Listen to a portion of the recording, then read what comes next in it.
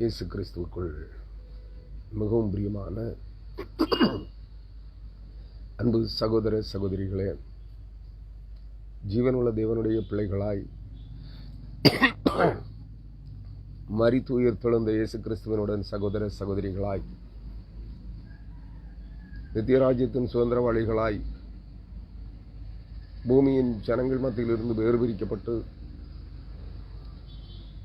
தெரிந்து கொள்ளப்பட்டு பெயர் சொல்லி அழைக்கப்பட்டிருக்கிற அன்புக்குரிய இறைமக்களே, சகோதர சகோதரிகளே, உங்கள் அனைவரையும் நான் நமது ஆண்டவரும் இரட்சகரும் மீட்பருமாயிருக்கிற இயேசு கிறிஸ்துவின் அதிகார நாமத்தில் இந்த நாளின் மதிய வேளையிலே உங்களை வாழ்த்தி இந்த நாளின் செய்திக்கு ஆயத்தமாக உங்களை அழைக்கிறேன், வரவேற்கிறேன். அருமையானவர்களே, இந்த நாள் 2021 ஆண்டினுடைய இறுதி நாளிலே நாம் வந்திருக்கிறோம். இந்த நாளிலே நாம் ஒரு முறை இந்த ஓராண்டு முழுவதும் எத்தனையோ விதமான போராட்டங்கள், பாடுகள், உபத்திரவங்கள், வியாதிகள், துன்பங்கள், தரித்திரங்கள், வேதனைகள் நிறைந்த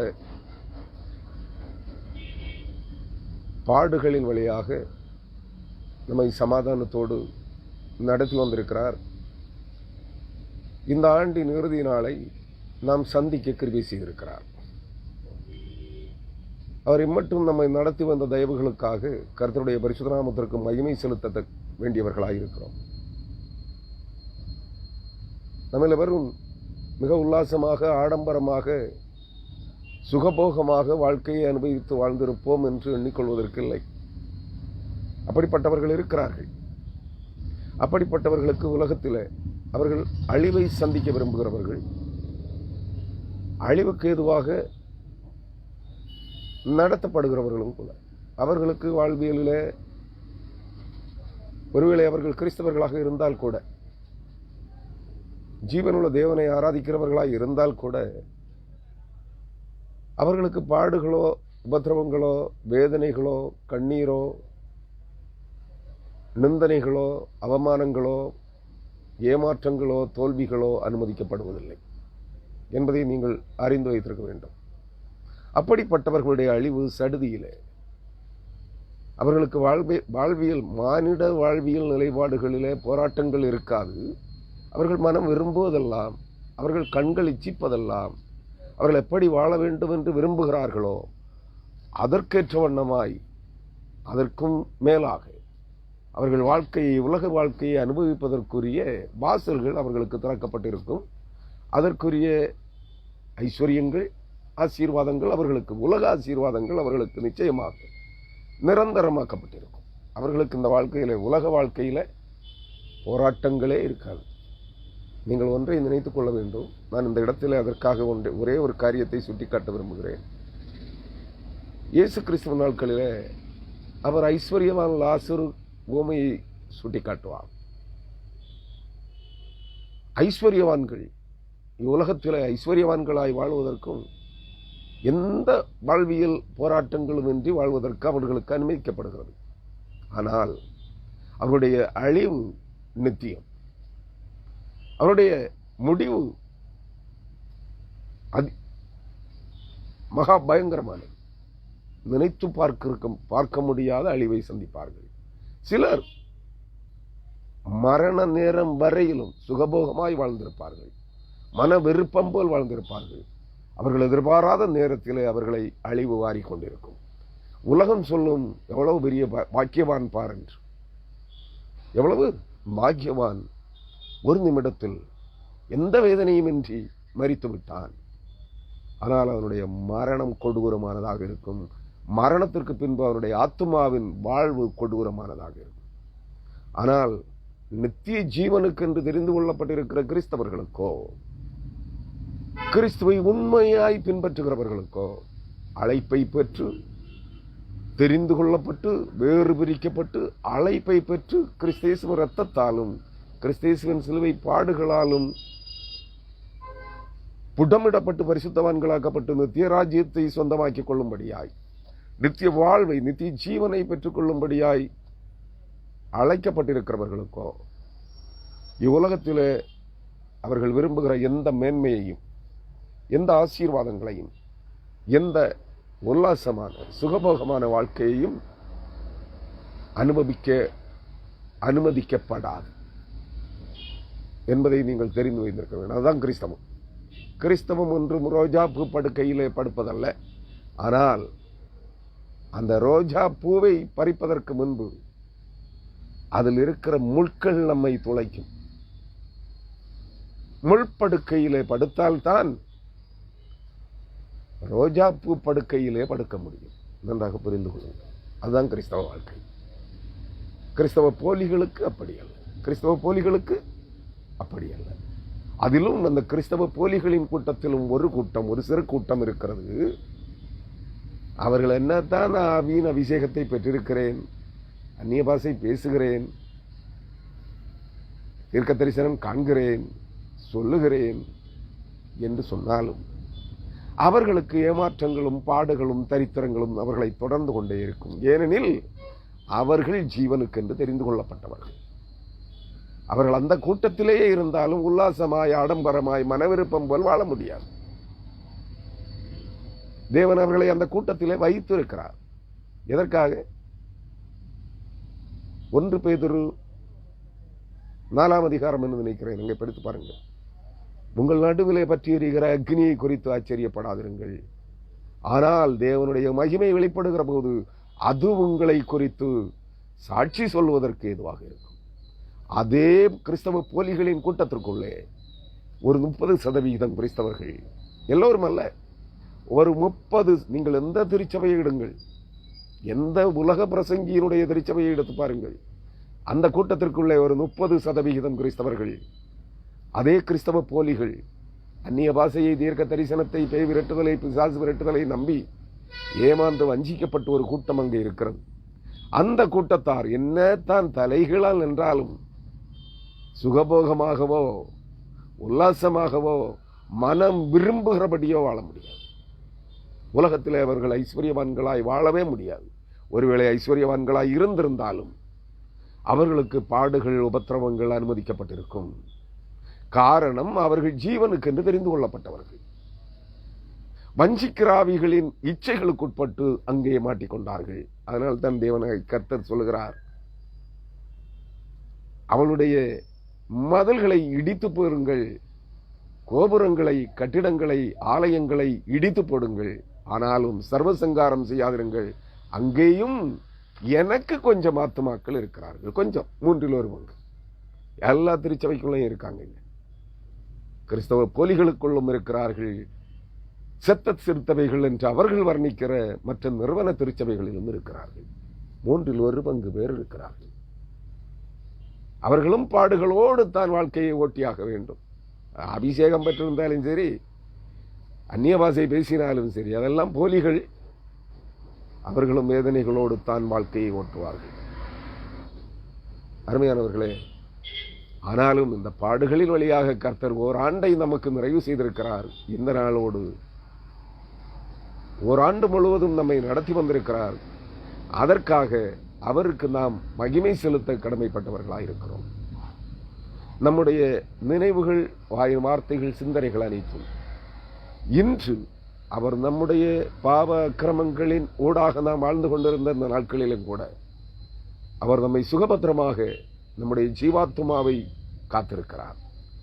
அதற்காக அவருக்கு ஒரு நிமிடம் ஹல்லேலூயா, ஸ்தோத்திரம் ஆண்டவரே, உம்மை மகிமைப்படுத்துகிறோம், எங்களை நீர் ஒரு ஆண்டு முழுவதும் நடத்தி வந்ததற்காக உமக்கு நன்றி செலுத்துகிறோம் என்று சொல்லி உங்கள் இதயத்தின் ஆழத்திலிருந்து அவருக்கு நன்றி செலுத்துங்கள். ஆனால் இந்த இடத்தில் உங்களுக்கு வந்த பாடுகள், வேதனைகளை குறித்து அவர் மேல் குற்றம் சுமத்தாதிருங்கள். அந்த பாடுகளும், வேதனைகளும், ஏமாற்றங்களும், தோல்விகளும், இழப்புகளும், இல்லாமைகளும், தரித்திரங்களும், வியாதிகளும், நோய்களும், துன்பங்களும், மரண கண்ணிகளும் உங்களுக்கு அவர் அனுமதித்தார் என்றால் உங்கள் ஆத்துமாக்களை புடமிட்டு பரிசுத்தப்படுத்துவதற்காக அனுமதித்தார். அதற்காகவும் நன்றி செலுத்துங்கள். அன்பான கிறிஸ்தவ தேவனுடைய ஜனமே. அவர்தான் அப்படி நடத்துகிறவர் தான் நாம் ஆராதிக்கிற ஆண்டவராகிய இயேசு கிறிஸ்து, நாம் ஆராதிக்கிற தேவன், நாம் ஆராதிக்கிற பரிசுத்த ஆவியானவர் என்பதை உணர்ந்து கொள்ளுங்கள். அருமையானவர்களே, நான் இந்த நாளின் செய்தியினுடைய வேத பகுதி, இந்த நாளின் செய்தி நாம் தொடர்ந்து சிந்தனை செய்து கொண்டிருக்கிற எரேமியா தீர்க்கதரிசியின் புஸ்தகம் 46ஆம் அதிகாரம் 25 முதல் அந்த அதிகாரம் முடிய 25ஆம் வசனம் முதல், எரேமியா 46ஆம் அதிகாரம் 25ஆம் வசனம் முதல் 28ஆம் வசனம் வரையான 4 வசனங்களை தியானிக்க இருக்கிறோம். இன்றைய சிந்தனைக்குரிய வேத பகுதி அவ்வளவுதான். அருமையானவர்களே, இந்த நாளின் செய்திக்கு தலையங்கமாக நான் ஒரு தலையங்கத்தை தெரிவு செய்திருக்கிறேன். இந்த வேத பகுதிக்குள்ளே இருந்தேன். கர்த்தர் சொல்லுகிறார், நான் எகிப்தையும் பார்வோனையும் அழித்து போடுவேன்.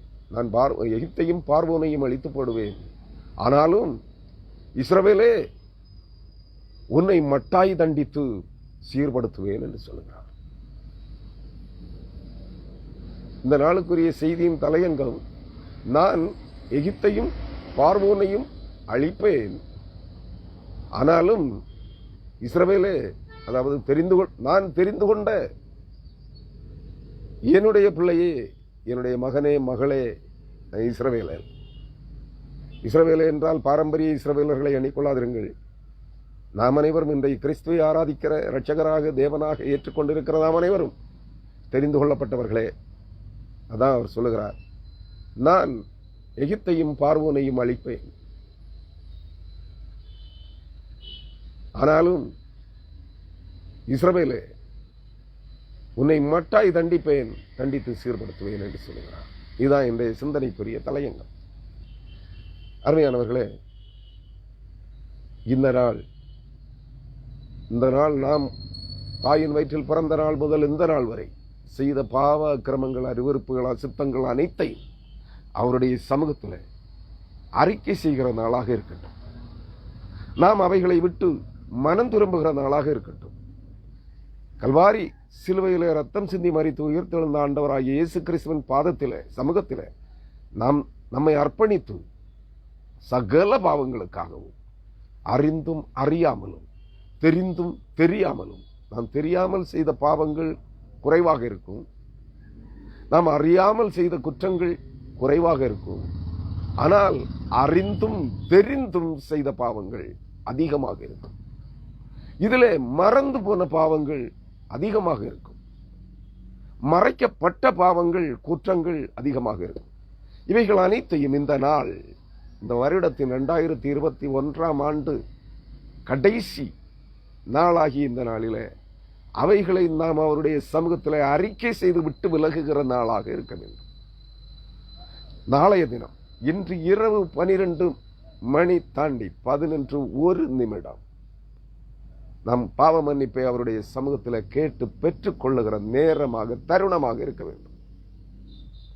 இன்று வரை நாம் செய்த சகல பாவங்களையும் விட்டு விலகி நாளைய தினம் முதல் புதிய மனிதனாக, புதிய மனுஷியாக, தேவனுடைய பிள்ளையாக வாழ நாம் தீர்மானம் எடுக்கிற நாளாக இருக்க வேண்டும். அருமையானவர்களே, அதான் நாளைய தினம் முதல் அவர் என்ன செய்ய போகிறார்? நம்மை மட்டாய் தண்டித்து சிட்சித்து சீர்படுத்த போகிறார். நீங்கள் அதை நன்றாக மனதில் வைத்துக் கொள்ளுங்கள். வரும் நாட்கள் மகா கொடிய காலங்களாக இருக்க போகிறது. நான் ஆசீர்வாதமாக இருக்கும், நீங்கள் இழந்தவை அனைத்தையும் திரும்ப பெற்றுக் கொள்வீர்கள் என்றெல்லாம் நான் பிரசங்கிக்க மாட்டேன். ஆனால் உங்கள் ஜீவாத்மா இழந்து போகாமல் பாதுகாக்கப்படுகிற ஆண்டாக இருக்கும். உங்கள் ஆத்மா மீட்டுக் கொள்ளப்படுகிற ஆண்டாக இருக்கும். அதை வலியுறுத்தி ஆணித்தரமாய் கூறுகிறேன். அருமையானவர்களே, நன்றாக நினைவில் வைத்துக் கொள்ளுங்கள். வருகிற புத்தாண்டு இன்று நடு இரவு 12 மணிக்கு பிற்பாடு அடுத்த முதல் நிமிடம் இது ஆசீர்வாதத்தின் ஆண்டல்ல, ஆண்டாக இருக்கும் என்று நான் சொல்ல மாட்டேன். ஆனால் உங்கள் தீர்க்கதரிசிகள், உலக தீர்க்கதரிசிகள் சொல்லுவார்கள், நீங்கள் இழந்த அனைத்தையும் திரும்ப பெற்றுக் கொள்ளுகிற ஆண்டாக இருக்கும் என்று சொல்லுவார்கள். நான் அப்படி சொல்ல மாட்டேன். இன்றோடு உங்களுடைய பாடுகள் விலகி போயிற்று என்று நான் சொல்ல மாட்டேன். உங்கள் பாவங்களை, அக்கிரமங்களை கர்த்தருடைய சமூகத்தில் அறிக்கை செய்து நீங்களே அவைகளை விட்டு விலகுங்கள். வருகிற புத்தாண்டு இன்று நடு இரவு 1 நிமிடம் முதல் பாடுகளின் ஆண்டாக இருக்கும், உபத்திரவத்தின் ஆண்டாக இருக்கும், மகா கொடிய பேரழிவுகளை, ஆபத்துகளை சந்திக்க போகிற ஆண்டாக இருக்கும். ஆனாலும் இன்று நீங்கள் உங்களை கர்த்தருடைய கரத்திலே ஒப்புக் கொடுத்து பாவத்தை விட்டு, அக்கிரமங்களை விட்டு, அருவருப்புகளை விட்டு, பொல்லாப்புகளை விட்டு விலகி, பொய்களை விட்டு விலகி சத்தியத்தை கை கொண்டு கிறிஸ்துவின் சிலுவை பாடுகளின் வழியாக நடக்க, பயணிக்க ஆயத்தப்படுவீர்களானால் உங்கள் ஜீவாத்மா மீட்டெடுக்கப்படுகிற நாட்களாக, ஆண்டாக, நீங்கள் நித்திய ஜீவனுள்ள தேவனுடைய பிள்ளைகளாய் மாற்றப்படுகிற நாளாக இருக்கும். வருகிற ஆண்டு எப்பெரிய பேரழிவுகள், ஆபத்துக்கள், அழிவுகள் வந்தாலும், ஆபத்துக்கள் நம்மை சூழ்ந்து கொண்டாலும், சந்தித்தாலும், சத்துருக்களின் நெருக்குதல்கள் நம்மை நெருக்கிக் கொண்டாலும், அவைகளினூடாய் கர்த்தர் உங்களை நித்திய வாழ்வுக்கு நடத்துவதை காண்பீர்கள். இதுதான் இன்றைய நாளுடைய செய்தியாக இருக்கும். நாளைய தினத்திற்குரிய செய்தியை நாளைய தினம் பார்ப்போம். ஆனாலும் இதில் சுட்டிக்காட்ட விரும்புகிறேன், வருகிற புத்தாண்டு சற்று கடினமானதாக இருக்கும். இதுவரை சந்தித்திராத கடினமான வாழ்க்கையை சந்திக்க வேண்டியது இருக்கும். மிகப்பெரிய போராட்டங்கள் நிறைந்த வாழ்க்கையாக இருக்கும். ஆனாலும் உங்கள் ஜீவாத்மாவுக்கு எந்த தீங்கும், எந்த சோதனையும் ஏற்படாது. மாமிச வாழ்விலே நம்முடைய இச்சைகளின் நிமித்தம், நம்முடைய மர விருப்பங்களின் நிமித்தம் பெரிய கடின சோதனைகளை சந்திப்போம், கடின போராட்டங்களை சந்திப்போம் என்பதை ஆணித்தரமாக சுட்டிக்காட்ட விரும்புகிறேன். உங்கள் ஆத்துமாவுக்கு அழிவு நேரிடாதபடி கர்த்தர் நம்மை, உங்களை, கர்த்தரை பின்பற்றுகிறவர்களை நிச்சயமாக பாதுகாப்பார். அவர் நம்மை விடுதலையாக்குகிற ஆண்டாக இருக்கும் புதிய ஆண்டு. அதனாலே ஆசீர்வாதத்தின் ஆண்டு என்று எண்ணிக்கொள்ளாதிருங்கள். ஆத்மாவின் ஆசீர்வாதத்துக்குரிய ஆண்டாக இருக்கும். ஆத்ம விடுதலைக்குரிய ஆசீர்வாதத்தின் ஆண்டாக இருக்கும். சரீரத்தின் பாவக்கரைகள், அருவருப்புகள், அக்கிரமங்கள் சுட்டரிக்கப்படுவதற்கு ஏதுவான பாடுகள் நிறைந்த, உபத்திரவங்கள் நிறைந்த, போராட்டங்கள் நிறைந்த, பேரழிவுகளும் ஆபத்துகளும் நிறைந்த ஆண்டாக இருக்கும். இதுதான் வருகிற புத்தாண்டு எப்படி இருக்கும் என்று என்னிடம் கேட்டால் நான் சொல்லுவது. வேத வசனங்களோடு நாளைய தினத்து செய்தியிலே நான் உங்களை சந்திக்கிறேன். இந்த நாளிலே எரேமியா தீர்க்கதரிசியின் தொடர் தீர்க்க தரிசன தியான செய்தியின் 193வது என்று நினைக்கிறேன். ஒருவேளை 192வது செய்தி என்று பதிவிட்டிருப்பேனோ என்று ஒரு சந்தேகம் தோன்றுகிறது. தயவு செய்து மன்னித்துக் கொள்ளுங்கள். இது 192வது செய்தியா அல்லது 193வது செய்தியா என்பதில் ஒரு சின்ன இடரல் எனக்கு இருக்கிறது. அதனாலே சொல்லுகிறேன், 193ஆம் செய்தி என்று நான் நினைக்கிறேன். இந்த நாளின் செய்தியில இந்த நாளுக்குரிய வேத பகுதியை நான் உங்களோடு படிக்கப் போகிறேன். நீங்களும் உங்கள் வேதாகமங்களை எடுத்துக்கொள்ளுங்கள். அந்த 4 வசனங்களையும் படியுங்கள் என்னோடு இணைந்து. எரேமியா 46ஆம் அதிகாரம் 25ஆம் வசனம் முதல் 28 வரையான வசனங்கள். இஸ்ரவேலின் தேவனாகிய சேனைகளின் கர்த்தர் சொல்லுகிறது என்னவென்றால், இதோ நான் நோ என்னும் பட்டணத்தில் உள்ள திரளான ஜனங்களையும், பார்வோனையும், எகிப்தையும், அதன் தேவர்களையும், அதன் ராஜாக்களையும்,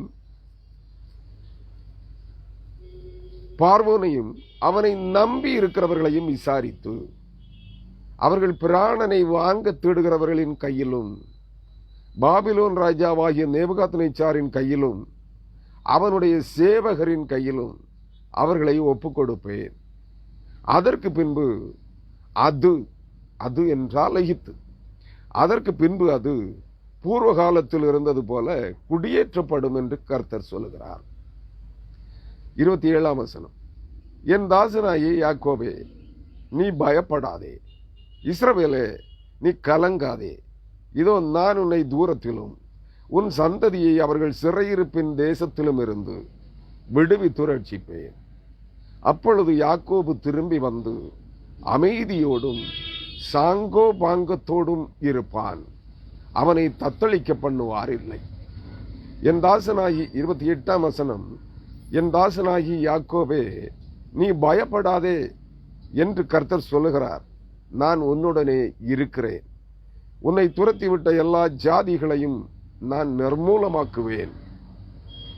உன்னையோ நான் நிர்மூலமாக்காமலும் உன்னையோ நான் நிர்மூலமாக்காமல் உன்னை மட்டாய் தண்டிப்பேன். ஆனாலும் உன்னை நான் குற்றமில்லாமல் நீங்களாக விடுவதில்லை என்கிறார். ஆனாலும் உன்னை நான் குற்றமில்லாமல் நீங்களாக விடுவதில்லை என்கிறார். அருமையானவர்களே, தேவன் எவ்வளவு பெரியவர் என்பதை நினைத்து பாருங்கள். 46ஆம் அதிகாரம் கடைசி 4 வசனங்களை, சத்துருக்களை குறித்த அழிவையும் தேவனால் தெரிந்து கொள்ளப்பட்ட ஜனங்களுடைய விடுதலையையும் அவர்களை தண்டியாமல் விடாமல் மட்டாய் தண்டித்து சிட்சித்து சீர்படுத்துகிற காரியத்தையும் வருட இறுதியின் நாளிலே செய்தியாக தந்திருக்கிறார். நான் உங்களுக்கு முன்னுரையாக பேசின அந்த வார்த்தைகள் இந்த வேத வசனத்திலே எப்படி வந்து அமைந்திருக்கிறது பாருங்கள். அதான் கர்த்தர் பெரியவர். 2021ஆம் ஆண்டு இறுதி நாளின் செய்தியிலே தேவனாகிய கர்த்தர் முன் குறித்திருக்கிற அந்த இறுதி நாள் செய்தியை பாருங்கள். ஆச்சரியமாக இருக்கிறது எனக்கு. அவருடைய நடத்துதல் என்ன என்பதை புரிந்து கொள்ளுங்கள். அன்பானவர்களே, ஒரு நிமிடம் செய்திக்கு ஆயத்தமாக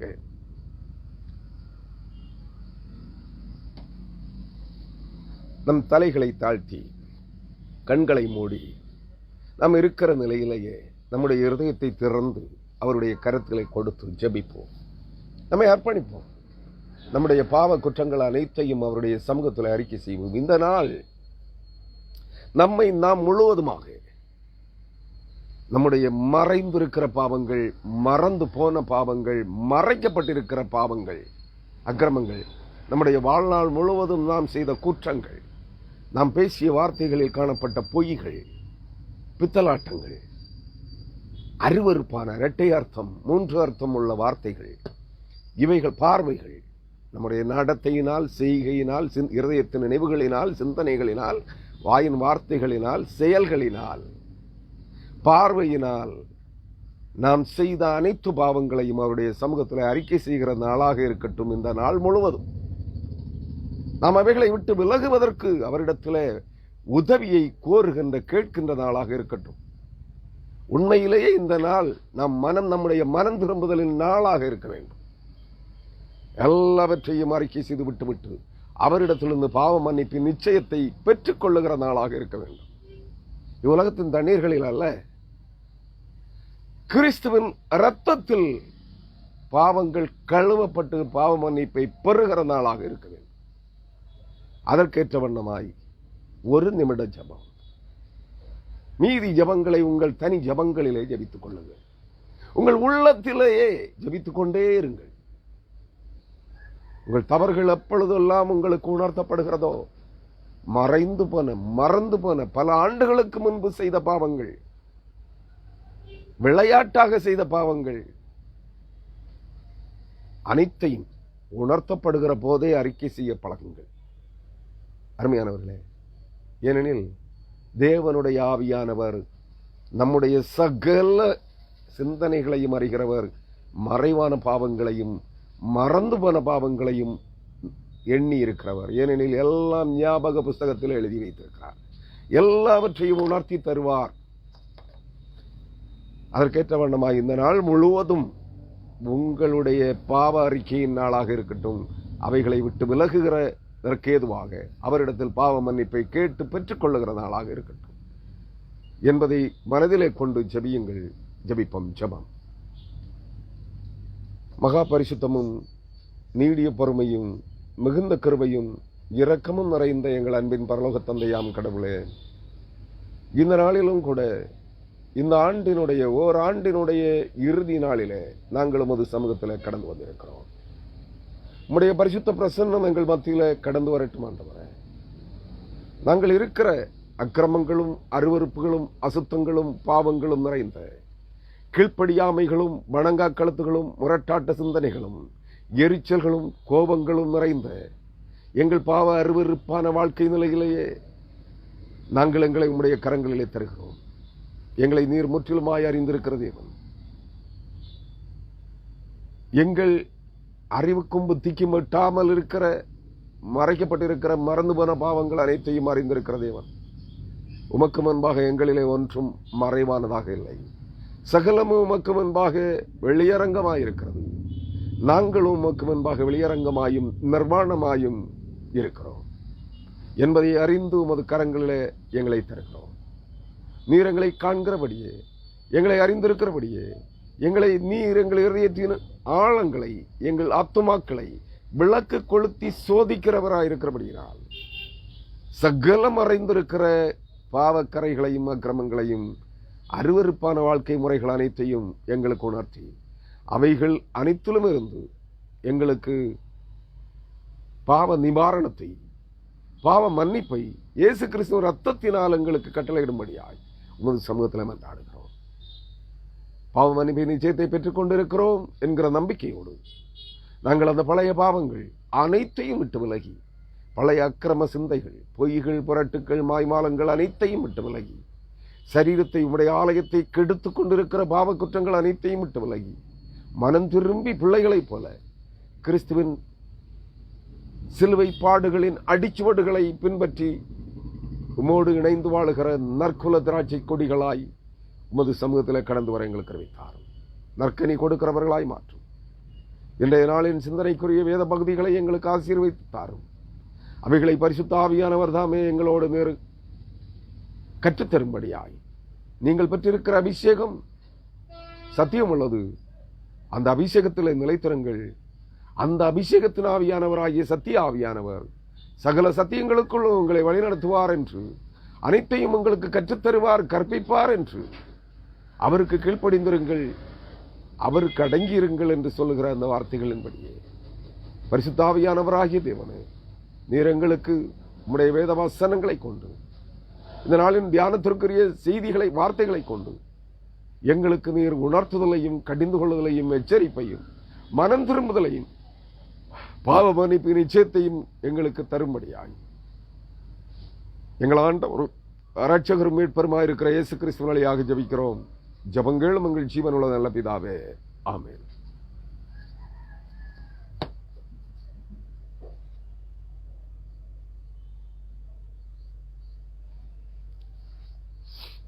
கிறிஸ்துவுக்குள் மிகவும் பிரியமான அன்பு சகோதர சகோதரிகளே, இந்த நாளின் செய்திக்கு நேராக மீண்டும் ஒரு முறை நம் ஆண்டவரும் இரட்சகருமாயிருக்கிற இயேசு கிறிஸ்துவின் அதிகார நாமத்தில் நான் உங்களை வாழ்த்தி வரவேற்கிறேன். இயேசு கிறிஸ்துவின் சமாதானம் நம் அனைவரோடும் நிறைவாக தங்கியிருக்கட்டும் என்று வாழ்த்தி இந்த நாளின் இறை செய்திக்கு நேராக கடந்து செல்ல இருக்கிறேன். அருமையானவர்களே, உங்கள் வேதாகமங்களை திருப்பிக் கொள்ளுங்கள். இந்த நாளுக்குரிய செய்திக்கு நேராக கடந்து வருவோம். எரேமியா தீர்க்கதரிசியின் புஸ்தகம் நாம் வாசிக்க கேட்ட 46ஆம் அதிகாரம் 25 முதல் 28 வரையான வசனங்களை தியானிக்க இருக்கிறோம். 25ஆம் வசனம். இஸ்ரவேலின் தேவனாகிய சேனைகளின் கர்த்தர் சொல்லுகிறது என்னவென்றால், இதோ நான் நோ என்னும் பட்டணத்தில் உள்ள திரளான ஜனங்களையும் பார்வோனையும் எகிப்தையும் அதன் தேவர்களையும் அதன் ராஜாக்களையும் பார்வோனையும் அவனை நம்பி இருக்கிறவர்களையும் விசாரிப்பேன் என்று சொல்லுகிறார். ஆம், இவர்கள் எல்லாம் யார்? தெரிந்து கொள்ளப்பட்ட தேவ ஜனங்களுடைய சத்துருக்கள். இஸ்ரவேலர்கள் என்றால் யார்? இஸ்ரவேல் தேசத்திலே வாழுகிறவர்கள். இஸ்ரவேலர்கள் பாரம்பரிய இஸ்ரவேலர்கள் மட்டுமல்ல என்பதை நீங்கள் மனதில் வைத்திருங்கள். நான் ஒரு முறை கூட அதை உங்களுக்கு சுட்டி காட்டுகிறேன். பூமியின் மக்களினங்கள் அனைத்திலும் இருந்து தேவனாலே அவருடைய முன்னறிவினாலே தெரிந்து கொள்ளப்பட்டு அழைக்கப்பட்டிருக்கிற கிறிஸ்துவின் நற்செய்தியை கேட்டு கிறிஸ்துவை ஆராதிப்பதற்காக, கிறிஸ்துவ ரத்தத்தால் கழுவப்படுவதற்காக, கிறிஸ்துவின் சிலுவை பாடுகளின் வழியாக அவரை பின்பற்றுவதற்காக. என்னை ஒருவன் பின்பற்ற விரும்பினால் அவன் தன்னைத்தான் வெறுத்து தன் சிலுவையை எடுத்துக்கொண்டு என்னை பின்பற்ற கடவன் என்று சொன்னார். அவருடைய சிலுவையை சுமக்க சொல்லவில்லை. நமக்காக சர்வலோகத்தின் பாவங்களுக்காக அவர் சிலுவை சுமந்தார். அந்த சிலுவையை நம்மை சுமக்க சொல்லவில்லை. அவரை பின்பற்றி அவருடைய சிலுவை பாடுகளின் பாதையை, அவர் சிலுவை சுமந்த வழியாக நாம் சுமக்க வேண்டும். நடக்க தொடங்குகிற போது நம்மை நாம் மறுக்க வேண்டும். நமக்குள், நம்முடைய இருதயத்திற்குள் குடிகொண்டிருக்கிற நம்முடைய இந்த உலகத்தின் அக்கிரமங்களை வெறுக்க வேண்டும். வெறுத்து சிற்றின்ப வாழ்க்கைகளை, சுகபோகமாய் வாழுகிற நம் மனம் விரும்புகிற வாழ்க்கையை வெறுத்து நம்முடைய விசுவாச சோதனைகளின் பாடுகளாகிய சிலுவையை, நாம் இவைகளை உலகத்தை வெறுக்கிற போது உலகம் நமக்கு எதிராக திரும்பும். இன்று நம்மோடு இருக்கிறவர்கள் நமக்கு எதிரிகளாக மாறுவார்கள். நினைவில் வைத்துக் கொள்ள வேண்டும். சிலர் சொல்லுகிறார்கள், நான் இவருடைய செய்திகளை, பிரசங்கங்களை கேட்க ஆரம்பித்த பிறகு என்னோடு இருக்கிறவர்களே, என் குடும்பத்தார்களே எனக்கு சத்துருக்களாய் மாறியிருக்கிறார்கள். என்னுடைய நண்பர்களே எனக்கு சத்துருக்களாய் மாறியிருக்கிறார்கள். ஆம், உண்மை. கிறிஸ்துவை நீங்கள் பின்பற்றுகிறீர்கள் என்றால் உங்களுடன் இருக்கிறவர்கள் உங்கள் உத்தம நண்பர்கள், உங்கள் உடன்பிறவா சகோதரர்கள், உங்கள் உடன் பிறந்தவர்கள், உங்கள் குடும்பத்தவர்கள், உங்களுக்கு மிக நெருக்கமானவர்கள் உங்களை பகைக்க தொடங்குவார்கள். ஏனெனில் நீங்கள் கிறிஸ்துவின் சிலுவையை பின்பற்றுகிறீர்கள். உலகத்தை நீங்கள் வெறுத்து கிறிஸ்துவுக்கு முதலிடம் கொடுத்து உலகத்தை வெறுக்கிறது நிமித்தமாய் வருகிற விசுவாச சோதனைகளின் பாடுகளாகிய உபத்திரவங்களை உங்கள் சிலுவைகளாய் உங்கள் தோளிலே சுமந்து கிறிஸ்துவின் அடிச்சுவடுகளை, சிலுவை பாடுகளின் அடிச்சுவடுகளை பின்பற்றி நடக்க தொடங்குகிறீர்கள். உலகம் உங்களுக்கு எதிராக வரும். நேற்று வரை அல்லது இன்று வரை, இந்த நிமிடம் வரை உங்களோடு இருந்த உலகம், உங்களோடு இருந்த அனைத்தும் உங்களுக்கு எதிராக மாறும். இதுதான் கிறிஸ்தவம். புரியுதா அன்பான கிறிஸ்தவர்களே? இதுதான் கிறிஸ்தவம். நேற்று வரை இன்று வரை உங்களோடு இருந்து, உங்களில் ஒருவராக இருந்து சகலவற்றையும் உங்களுக்கு சாதகமாய் செய்து தந்தவர்கள், நீங்கள் விரும்புகிறபடி உங்களோடு ஒத்துழைத்தவர்கள். நீங்கள் எப்பொழுது கிறிஸ்துவை பின்பற்ற தொடங்குகிறீர்களோ, உலகத்தில் இருந்த உங்கள் உறவினர்கள், சுற்றத்தார்கள், நண்பர்கள் அனைவரையும் வெறுக்க வேண்டும் என்று சொல்லவில்லை. அவர்களுடைய செயல்பாடுகள், சிந்தனைகள், பேச்சு, அவர்களோடு வாழ்ந்த அந்த வாழ்க்கை முறை அனைத்தையும் விட்டு விலகி கிறிஸ்துவை பின்பற்றி கிறிஸ்துவுக்காக, கிறிஸ்துவோடு இணைந்து நீங்கள் வாழ பழகுகின்ற போது, இதுவரையிலும் நம்மோடு இருந்த அனைவரும் ஆகா ஓஹோ என்று புகழ்ந்து கொண்டிருந்தவர்கள் அனைவரும் நம்மை எதிர்க்க தொடங்குவார்கள். ஏனெனில் நமக்கு எதிராளியாகிய சாத்தான் நம்மோடு இருக்கிறவர்களையே நமக்கு எதிராக திருப்புவான். நன்றாக புரிந்து கொள்ளுங்கள். அப்பொழுதுதான் நீங்கள் உங்கள் விசுவாசம் சோதிக்கப்படுகிறது. பாடுகள் என்றால் உங்கள் விசுவாசம் சோதிக்கப்படுகிறது. நேற்று வரை எந்த பிரச்சனைகளும் இல்லாமல் இருந்த நீங்கள், இன்று முதல் நீங்கள் கிறிஸ்துவை பின்பற்ற ஆரம்பித்தது முதல், ஆரம்பிக்க போகிறது முதல், உங்கள் தேவைகளுக்கான நெருக்கடிகள் தோன்றும். உதவிக்கரம் நீட்ட எவரும் இருக்க மாட்டார்கள். நேற்று வரை கடின பிரயாசங்களின்றி அனுதின தேவைகளை சந்திப்பீர்கள், மன விருப்பங்களை பூர்த்தி செய்வீர்கள். நீங்கள் எப்பொழுது மனம் திரும்புகிறீர்களோ அந்த நிமிடம் முதல் உங்கள் தேவைகளுக்கான இறுக்கம், நெருக்கம், தரித்திரம், தேவைகள் அதிகரிக்கும். ஏனெனில் தேவைகளுக்கான வசதிகள், தேவைகளை சந்திப்பதற்கான பணமோ வாய்ப்புகளோ வசதிகளோ இருக்காது. உங்களுக்கு இருந்தது என்று நீங்கள் எண்ணிக்கொண்ட அனைத்தும் உங்களை விட்டு பறிக்கப்படும், திருடப்படும், கொள்ளையாடப்படும், உங்களை விட்டு விலக்கப்படும். நன்றாக புரிந்து கொள்ளுங்கள். இதுதான் கிறிஸ்துவை சந்திக்கிற வாழ்க்கை. ஆனால் இந்த உலகம் உங்களுக்கு என்ன போதித்துக் கொண்டிருக்கிறது? உனக்கு பிரச்சனையா, உனக்கு போராட்டமா, உனக்கு தரித்திரமா, உனக்கு வியாதியா, உனக்கு துன்பமா, உனக்கு வறுமையா, உனக்கு இல்லாமையா, நாங்கள் பிரசங்கிக்கிற இயேசுவை ஏற்றுக்கொள்ளுங்கள், நாங்கள் பிரசங்கிக்கிற கிறிஸ்துவை பின்பற்றுங்கள், ஏற்றுக்கொள்ளுங்கள், எங்களிடத்திலே வாருங்கள், நாங்கள் உங்களுக்காக ஜெபிக்கிறோம், உங்கள் போராட்டங்கள் விலகி போகும், உங்கள் துன்பங்கள் விலகி போகும், உங்கள் வேதனைகள் விலகி போகும், உங்கள் பாடுகள் விலகி போகும், இனியெல்லாம் சுபிட்சமே என்கிறார்கள். இல்லை, ஏமாற்றுகிறார்கள், வஞ்சிக்கிறார்கள், இனிப்பு தடவின வார்த்தைகளால் உங்களை ஏமாற்றிக் கொண்டிருக்கிறார்கள் என்பதை புரிந்து கொள்ளுங்கள். அருமையான கிறிஸ்தவர்களே, நான் செய்திக்குள்ளே வருகிறேன். நான் இப்படி பேசிக் கொண்டிருந்தால் ரொம்ப நேரம் பேசிட்டே இருப்பேன், செய்தியை முடிக்க முடியாது. அதனாலே இஸ்ரவேலின் சேனைகளின் தேவனாகிய கர்த்தர் சொல்லுகிறது என்னவென்றால், இதோ நான் நோ என்னும் பட்டணத்தில் உள்ள திரளான ஜனங்களையும் பார்வோனையும் எகிப்தையும் அதன் தேவர்களையும் அதன் ராஜாக்களையும் பார்வோனையும் அவனை நம்பி இருக்கிறவர்களையும் விசாரிப்பேன் என்கிறார். இந்த நோ என்கிற பட்டணம் எங்கே இருக்கிறது? நோ என்னும் பட்டணத்தில் உள்ள அருமையானவர்களே, எகிப்தில் நோ என்கிற பகுதி நம் அனைவருக்கும் தெரியும். உலகத்தில் மிக நீளமான நதிகளில் ஒன்றாகிய நைல் நதி,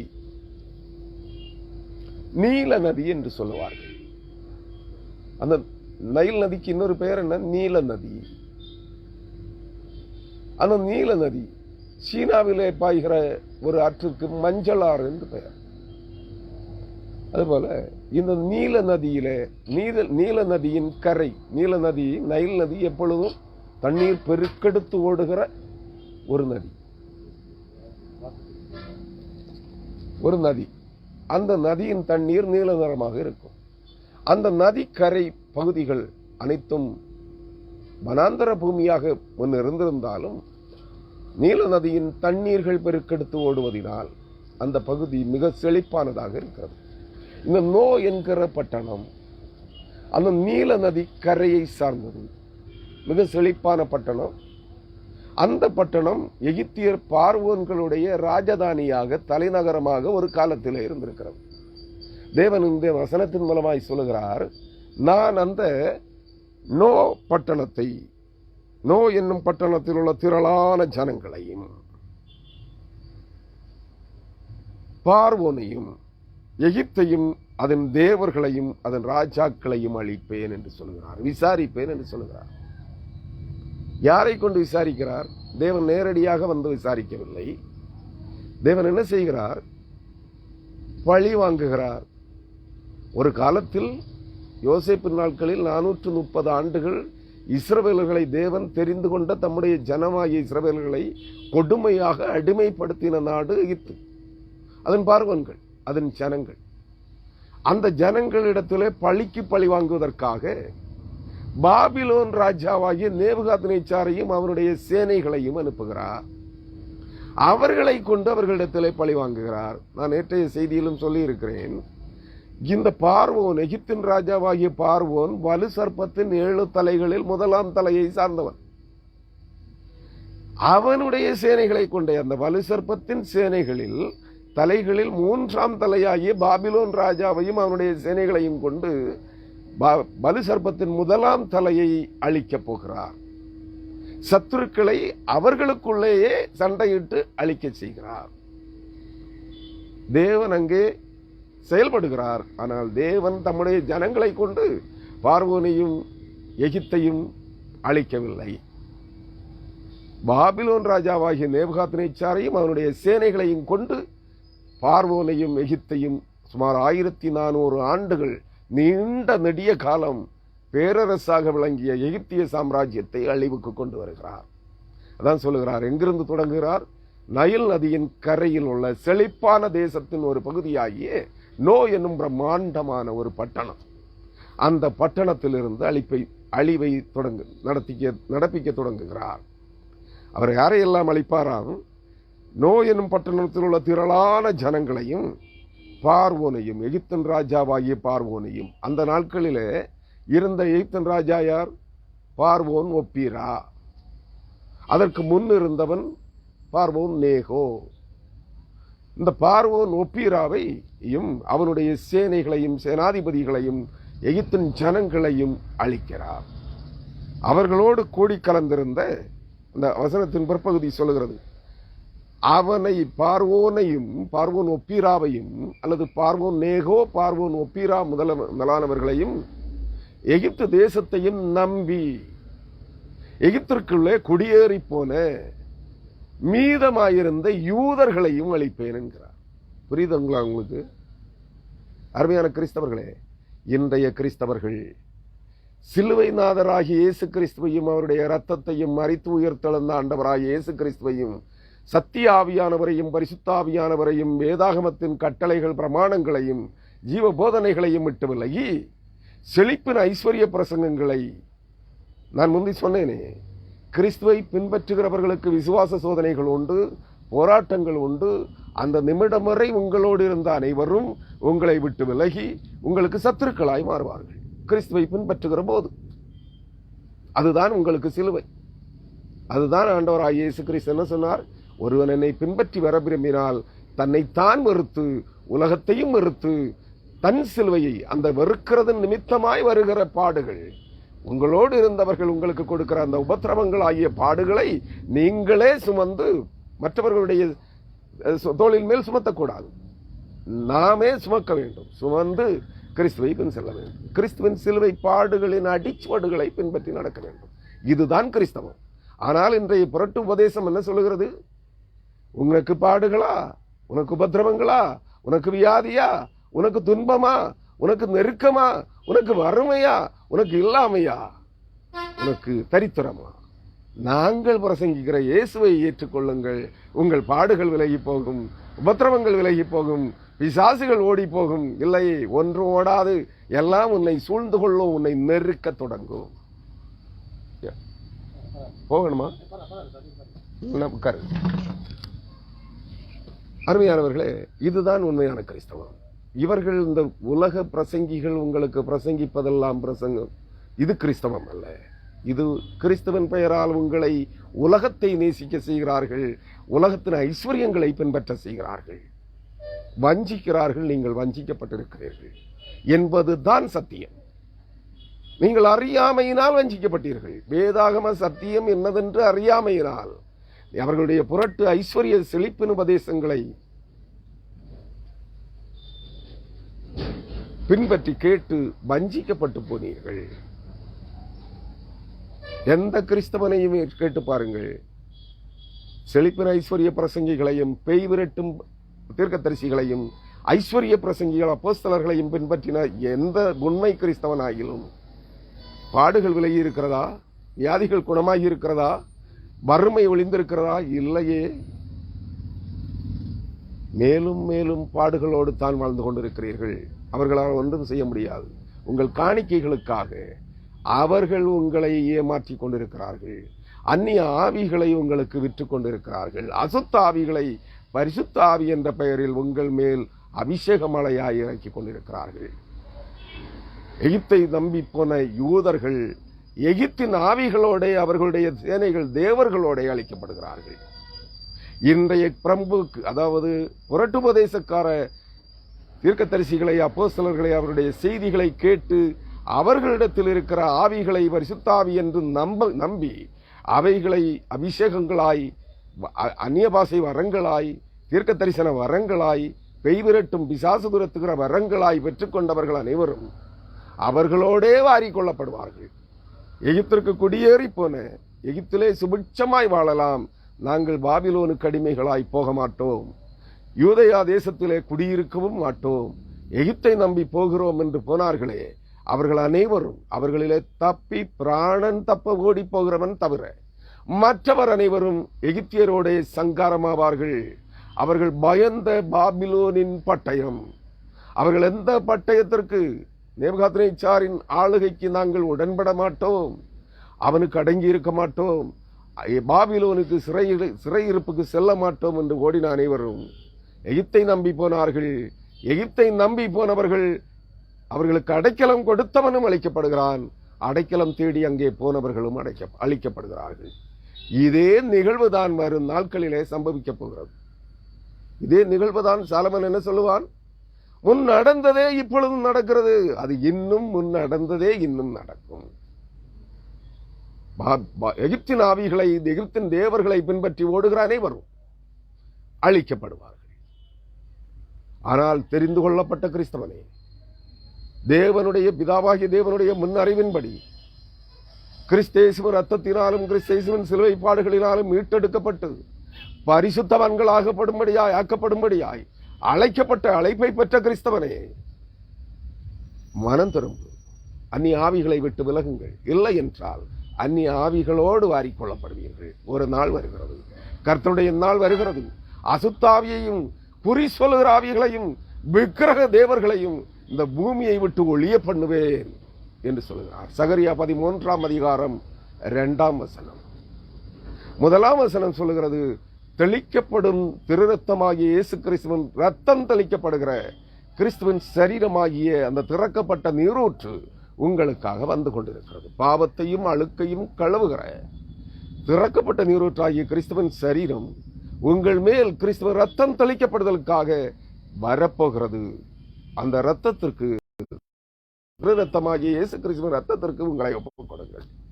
பாவங்களும் அழுக்கும் அருவருப்புகளும் அசுத்தங்களும் கழுவப்பட வேண்டும் என்றால் ஊத்தையும், செப்பனியா தீர்க்கதரிசியின் புஸ்தகம் 1ஆம் அதிகாரம் 1ஆம் வசனத்தின்படி, ஊத்தையும் அழுக்குமாயிருக்கிற நம்முடைய பாவ இருதயங்கள், அடைபட்டு வெள்ளையடிக்கப்பட்ட கல்லறை, அழுகி நாற்றம் எடுத்துக் கொண்டிருக்கிற பிரேத குழிகளைப் போல் இருக்கிற நம்முடைய இருதயங்கள் கழுவப்பட வேண்டுமானால் நம்முடைய பாவத்தையும் அழுக்கையும் கழுவுகிற திறக்கப்பட்ட நீரூற்றாகிய, சிலுவையிலே ஈட்டியினால் குத்தி திறக்கப்பட்ட நீரூற்றாகிய அந்த ஜீவ தண்ணீர் அண்டைக்கு நீங்கள் புறப்பட்டு வாருங்கள்.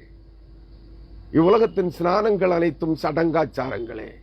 நான் மூழ்கி ஸ்நானம் பெற்றேன், அந்நிய பாஷை அடையாளத்தோடு அபிஷேகம் பெற்றேன், மறுபடி பிறந்தேன் என்று சொல்லுவாயானால் நரகாக்கினி கடலுக்கு செல்வாய்.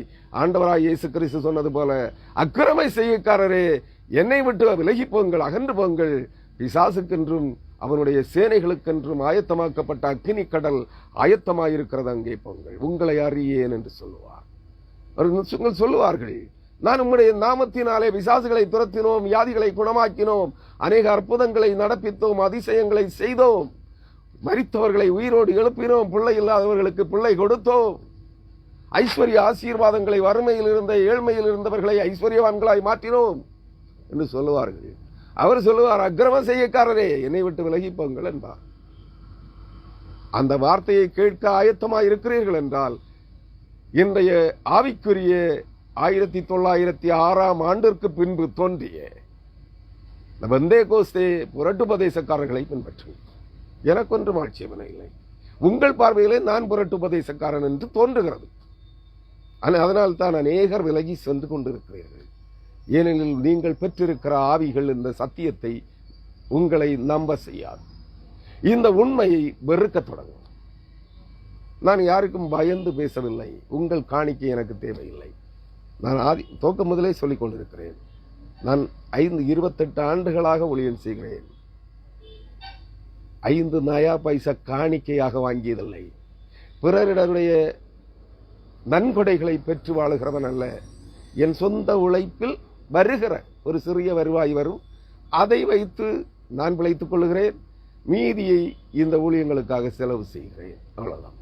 எவனிடத்திலும் கர்த்தருக்கு காணிக்கை என்று 5 சல்லி காசு கூட நான் வாங்கியவன் அல்ல. எனக்கு உங்களுடைய பணம் வேண்டாம், காணிக்கை வேண்டாம், நன்கொடை வேண்டாம். சத்தியத்தை அறியுங்கள், கிறிஸ்துவை பின்பற்றுங்கள், அவ்வளவுதான். அருமையானவர்களே, இந்த வசனம் அதைத்தான் சொல்கிறது. பார்வோனையும் அவனை நம்பி இருக்கிறவர்களையும் விசாரிப்பேன்.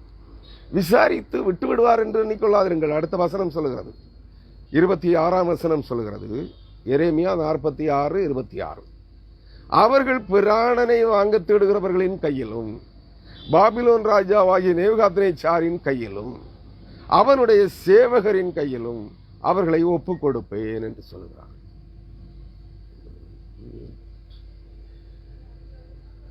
ஒப்புக் கொடுப்பேன் என்று சொல்லுகிறார். விசாரிப்பேன்.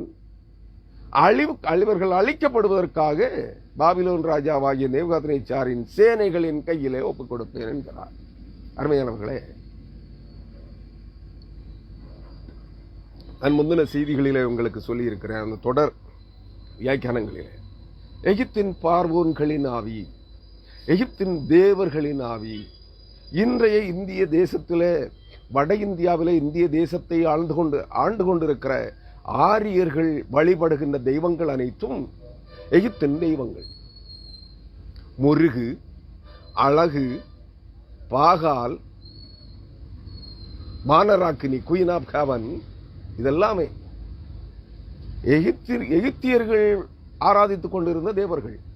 இன்று இந்த உலகத்தின் அனைத்து ஜனங்களும் கத்தோலிக்க சமயத்தவர்கள் மூலமாய் உட்புகுத்தப்பட்ட பாபிலோனிய ஆவிகள், தேவதைகள், எகிப்தின் தேவதைகள், கிரேக்க தேவதைகள் அனைத்தும், ரோமானிய தெய்வங்கள் அனைத்தும் கிறிஸ்தவத்திற்குள்ளே புகுந்திருக்கிறது.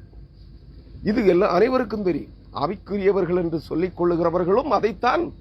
கத்தோலிக்கர்கள் வழியாக இவைகள் அனைத்தும், உலகத்தின் பாரம்பரிய தேவதைகள் அனைத்தும் கிறிஸ்தவத்திற்குள்ளே வந்துவிட்டது, உண்மைதான் என்பார்கள். ஆனால் தாங்கள் ஆராதிக்கிற ஆவிகள், பரிசுத்த ஆவியானவர் என்ற பெயரில், போர்வையில் தாங்கள் ஆராதிக்கிற ஆவிகள் என்ன என்பதை சொல்ல மாட்டார்கள். நான் இதை உங்களுக்கு விளக்கி இருக்கிறேன். நோவா காலம் முதல் ஆதி மேன்மையை இழந்து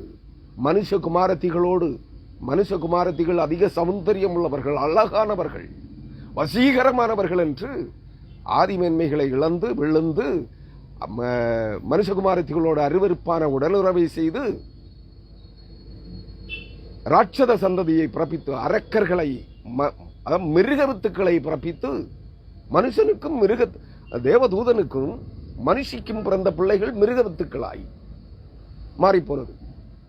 அந்த ராட்சத வம்சத்தையும் தேவன் நோவா கால ஜலப்பிரளயத்திலே அழித்தார். விழுந்து போன தூதர்கள், அதான் 33 கோடி தேவர்கள். 1-2 பேர் அல்ல, 33 கோடி பேர் ஆதி மேன்மைகளை இழந்து பூமியின் மனுஷகுமாரத்திகளோடு அருவருப்பானதை செய்வதற்காக தேவ சாயலை இழந்து மனுஷ சாயலை தரித்து பூமிக்கு வந்திருக்கிறார்கள். அவர்கள் அனைவரையும் ஜலப்பிரளயம் மாறிக்கொண்டது. அவர்களோடு அழிக்கப்பட்ட மனுஷகுமாரத்திகளின் ஆவிகளும், அந்த விழுந்து போன தூதர்களின் ஆவிகளும், அவர்களுக்கு பிறந்த ராட்சத வம்சத்தவர்களின் ஆவிகளும், இன்று செத்த தேவர்களின் ஆவிகளாய், மாண்ட ராட்சதர்களின் ஆவிகளாய், அநியாயமாய் கொல்லப்பட்டு போன மனிதர்களின் ஆவிகளாய், இன்று அசுத்த ஆவிகள், குறி சொல்லுகிற ஆவிகளாய் இன்றைய கிறிஸ்தவத்திற்குள்ளே புகுந்திருக்கிறது. இதன் மூலமாய் ஆற்றின் தண்ணீர்கள், சமுத்திரத்தின் தண்ணீர்கள், ஏரி தண்ணீர்கள், குளத்து தண்ணீர்கள், வெட்டப்பட்ட தொட்டிகளில் நிரப்பப்பட்ட தண்ணீர்கள், நீரூற்றுகளின் தண்ணீர்களின் மூலமாய் இந்த ஆவிகள் மனிதர்களுக்குள்ளே அபிஷேகத்தின் ஆவிகளாய் குடியேறிவிட்டது. உன்னதத்தில் இருந்து வந்த பரிசுத்த ஆவியானவர் அல்ல, தண்ணீருக்குள் இருந்து ஏறிய அசுத்த ஆவிகள் என்று குறி சொல்லிக் கொண்டிருக்கிறது என்பதை இன்றைய ஆவிக்குரிய கிறிஸ்தவ உலகம் ஏற்றுக்கொள்ள மறுக்கிறது. இதை எப்பொழுது காண்பீர்கள் இது உண்மை என்று? சகரியா தீர்க்கதரிசியின் புஸ்தகம் 13ஆம் அதிகாரம் 1 முதல் 8 வரையான வசனங்கள் வரும் நாட்களிலே நிறைவேறப் போகிறது. அந்த நாட்களிலே இதை காண்பீர்கள். இந்த ஆவிகள் எல்லாம் ஓடிப்போகும். பரிசுத்த ஆவியானவர் அக்னிமயமான தம்முடைய சேனைகளோடு, வான சேனைகளாகிய தூதர் சேனைகளோடு வருகிறார். பட்சிக்கிற அக்னி ஜுவாலையாய் வருகிறார். யோவேல் தீர்க்கதரிசியின் புஸ்தகம் 2ஆம் அதிகாரத்திலே சொல்லப்பட்டிருக்கிற 2, 3, 4 வசனங்களின் அடிப்படையில் அவர் வருகிற போது இந்த அசுத்தாவிகளின் கூட்டம், சேனைகள் நடுங்கி ஓடும், சுட்டரிக்கப்படும் என்பதை மறந்து அன்று விக்கிரக தோப்புகள் அனைத்தும் கட்டோடே உலகம் முழுவதும், பூமி எங்கும் விக்கிரக தோப்புகள் நிர்மூலமாகி போகும். ஏனெனில் பூமி அதிர்ச்சிகளும் நிலநடுக்கங்களும் கடல் புயல்களும் ஏற்படும். வானமும் பூமியும் சமுத்திரமும் குலுக்கப்படும். இவை எங்கே ஓடி ஒழிக்கும்? எல்லாம் ஓட வேண்டும். விக்கிரக தோப்புகள் நிலச்சரிவுகளிலே சிக்கி பூமி வெடிப்புகளிலே நிர்மூலமாகி போகும். அப்படியே இடிந்து தரைமட்டமாகி போகும். ஏன்? கிறிஸ்தவ தேவாலயங்களும் கூட. அங்கெல்லாம் இந்த உலகத்தில் இருக்கிற கிறிஸ்தவ தேவாலயங்களிலே பரிசுத்த ஆவியானவர் இல்லை, உயிர்த்தெழுந்த ஆண்டவராகிய இயேசு இல்லை. அவர்கள் வெளியே நின்று அழுது கொண்டிருக்கிறார்கள், என் ஜனங்கள் என்னை புறக்கணித்து விட்டார்களே. அருமையானவர்களே, அழிவு வருகிறது. அவர்கள் பிராணனை வாங்க தேடுகிறவர்களின் கையிலும் பாபிலோன் ராஜாவாகிய நேபுகாத்நேச்சாரின் கையிலும் அவருடைய சேவகரின் கையிலும் அவர்களை ஒப்புக் கொடுப்பேன். அதற்கு பின்பு அது பூர்வ காலத்தில் இருந்தது போல திரும்பவும் குடியேற்றப்படும் என்று கர்த்தர் சொல்லுகிறார். எது? எகிப்து தேசம். எகிப்து தேசம் இன்றும் இருந்து கொண்டிருக்கிறது தானே. இன்றைக்கு சுமார் 2500 ஆண்டுகளுக்கு முன்பு பாபிலோன் ராஜாவாகி நேபுகாத்நேச்சாராலும் அவருடைய சேனாதிபதிகளாலும் அவருடைய சேனைகளாலும் பெருந்திரளான அலைகடலான ஏராளமான எண்ணக்கூடாத திரள்கூட்டம் சேனைகளாலும் நிர்மூலமாக்கப்பட்டு சுட்டரிக்கப்பட்டு சுடுகாடாக்கப்பட்ட அவாந்தர பூமியாய் மாற்றப்பட்ட எகிப்து இன்றைக்கும் உலக வரைபடத்தில் எகிப்து என்று ஒரு தேசம் இருக்கிறது. ஆனால் அன்று அங்கிருந்த பார்வோன்களோ அவர்களுடைய பின் சந்ததியினரோ அங்கே இல்லை. அனைவரும் எங்கே இருக்கிறார்கள்? 2500 ஆண்டுகளுக்கு முன்பு ஓடிப்போன எகிப்தியர்கள், ஆரியர்கள், கரி வம்சத்தவர்கள், கரியர்கள் என்கிற ஆரியர்களாக இந்தியாவை ஆட்சி செய்து கொண்டிருக்கிறார்கள். நீங்கள் யாருடைய ஆவிகளை பின்பற்றுகிறீர்கள்? அந்நிய ஆவிகள், அந்நிய தேவதைகளை. விக்கிரகத்தை வழிபடுகிறவனாக இருந்தாலும் சரி, ஆவிக்குரிய கிறிஸ்தவனாக இருந்தாலும் சரி, அந்த ஆவிகளைத்தான் பெற்றுக் கொண்டிருக்கிறீர்கள். நன்றாக நினைத்துக் கொள்ளுங்கள். ஏனெனில் 8வது சாம்ராஜ்யம் தோன்றப் போகிறது. அது இந்தியாவிலே தான் தோன்றப் போகிறது. அதே ஆரிய மக்களினம், எகிப்தியர்களால், அசீரிய மக்களினம், அதே அசீரியர்களால், அக்காடியர்களால், களப்பிரர்களால், சாலிவாகனர்களால், சௌராஷ்டிரர்களால் ஆளப்படுகிற இந்திய தேசத்திலே அதே ஜனக்கூட்டத்தை ஆதியிலே இருந்தவன் திரும்பவும் வருவான். திரும்பவும் தோன்றி அவன் அழிக்கப்படுவதற்காக வருவான். அந்த ராஜ்யம் இதுதான். அவர்களாலேயே அழிக்கப்படுவீர்கள் என்பதை புரிந்து கொள்ளுங்கள். என் தாசனாகிய யாக்கோபே, 27ஆம் வசனம். என் தாசனாகிய யாக்கோபே, நீ பயப்படாதே. யாரை பார்த்து சொல்லுகிறார்? நீங்கள் யாக்கோபுக்கு சொல்லுகிறார் என்று நினைக்கிறீர்களா? இல்லை. இஸ்ரவேலுக்கு சொல்லுகிறார் என்று நினைக்கிறீர்களா? இல்லை. அவர்களுக்கும் சொல்லுகிறார். இந்த வார்த்தைகள் அவர்களுக்கும் சேர்த்துத்தான் உச்சரிக்கப்படுகிறது. யாக்கோபு யார்? எத்தனும் ஏமாற்றுக்காரனும். நான் சொல்லல, கர்த்தர் யாக்கோபினிடத்தில் கேட்டார், உன் பெயர் என்ன என்று கேட்டார். அவன் மறைக்காமல் சொன்னான், என் பெயர் யாக்கோபு என்றான். யாப்போக்கு ஆற்றின் கரையிலே, எகிப்தின் அடிமைத்தனத்திலிருந்து, எகிப்தில் தன் மாமனார் வீட்டிலிருந்து தன் 2 மனைவிகளையும் 2 மனைவிகளின் வேலைக்காரிகளாகிய வைப்பாட்டிகளையும் அவர்களுக்கு 4 பேருக்கு பெற்ற பிள்ளைகளையும் கொண்டு ஆடு மாடுகளோடு கானான் தேசத்திற்கு தகப்பன் வீட்டிற்கு புறப்பட்டு வருகிற போது யாப்போ காற்றின் கரையிலே தேவனோடு அவன் போராடினான். அப்பொழுது அவர் கேட்டார், உன் பெயர் என்ன? நீர் என்னை ஆசீர்வதித்தால் ஒழிய ஒரு இரவு முழுவதும் யாப்போக்கு ஆற்றின் கரையிலே போராடினான். தேவனுக்கும் யாக்கோபுக்கும் போராட்டம் நடந்தது. அன்பான கிறிஸ்தவனே, நீ அந்த போராட்டத்தை சந்தித்துத்தான் ஆக வேண்டும். நீ இன்று வரையிலும் அந்நிய தேவர்களையும் அந்நிய தேவதைகளையும் வழிபட்டு எத்தனும் ஏமாற்றுக்காரனமாய்த்தான் இருந்தாய். சக மனிதர்களையே, சக குடும்ப உறுப்பினர்களையே, பெற்றவர்களையே ஏமாற்றினவனாய், ஏமாற்றி எத்தனும் ஏமாற்று வஞ்சித்தவனாய்த்தான் இருந்தாய். இன்று கிறிஸ்தவன் நான் பரிசுத்தவான் என்று வேஷம் தரிக்கிறாய். தேவன் அவனிடத்தில் கேட்டார், உன் பெயர் என்ன? யாக்கோபு. யாக்கோபு எப்படிப்பட்டவன்? தன் மூத்த சகோதரனாகிய ஏசாவின் உரிமை பங்கை பெற்றுக் கொள்வதற்காக அவனை ஒரு பயிற்றங்கோளுக்காக, ஒரு வேளை பசியை ஆற்றுவதற்குரிய பயிற்றங்கோளுக்காக அவன் சேஷ்டபுத்திர உரிமை பங்கை வஞ்சகமாய் வாங்கினவன். சகோதரனை ஏமாற்றினான். பிற்பாடு சகோதரனுக்குரிய தலைமகன் அந்தஸ்து, தகப்பனிடமிருந்து ஆசீர்வாதத்தை தாயின் உதவியோடு ஏசாவின் சரீரத்தில் ரோமம், அடர்ந்த ரோமம், இவன் ஆட்டு மயிர் தோலை போர்த்தி கொண்டு, மயிர் போர்வையை போர்த்தி கொண்டு நான் தான் ஏசா என்று சொல்லி தாயின் உத்தரவாதத்தோடு தகப்பனை ஏமாற்றினான், சகோதரனை ஏமாற்றினான். பிற்பாடு தகப்பனை வஞ்சித்தான், சகோதரனை ஏமாற்றினான். அல்லது தகப்பனை ஏமாற்றி சகோதரனுடைய ஆசீர்வாதத்தை, சகோதரனுக்குரிய ஆசீர்வாதத்தை இவன் வஞ்சகமாய் பிடுங்கிக் கொண்டவன். அன்பான கிறிஸ்தவர்களே, இன்றைக்கு நீங்களும் நானும் இப்படி இல்லை. உடன் பிறந்தவர்களை வஞ்சிக்கவில்லை, பெற்று வளர்த்தவர்களை வஞ்சிக்கவில்லை, தாயை கைவசம் வைத்துக் கொண்டு தகப்பனை ஏமாற்றவில்லை, தகப்பனை கைவசம் வைத்துக் கொண்டு தாயை ஏமாற்றவில்லை, உடன் பிறந்தவர்களை ஏமாற்றவில்லை, அயல் வீட்டுக்காரர்களை வஞ்சிக்கவில்லை, உன்னை நம்பினவர்களுக்கு துரோகம் செய்யவில்லை. நீ பரிசுத்தவானா? கிறிஸ்தவனே, நான் கேட்கிறேன், சொல்லுங்க. இது உங்கள் மறைவான பாவங்கள். இருக்கிற வண்ணமாய் கர்த்தருடைய கருத்திலே ஒப்புக் கொடுங்கள். யாக்கோபு எத்தனும் ஏமாற்றுக்காரனமாயிருந்தார். அவர் உன் பெயர் என்ன என்று கேட்டார். யாக்கோபு என்று சொன்னான், மறைக்கவில்லை. நீங்களும் மறைக்காதிருங்கள், சகல பாவங்களையும் கர்த்தருடைய சமூகத்தில் அறிக்கை செய்யுங்கள். அப்பொழுது அவர் அவனை ஆசீர்வதித்தார். நீ யாக்கோபு அல்ல, நீ இஸ்ரவேல், தெரிந்து கொள்ளப்பட்டவன். இஸ்ரவேல் என்றால் பேர் என்ன? தெரிந்து கொள்ளப்பட்டவன்.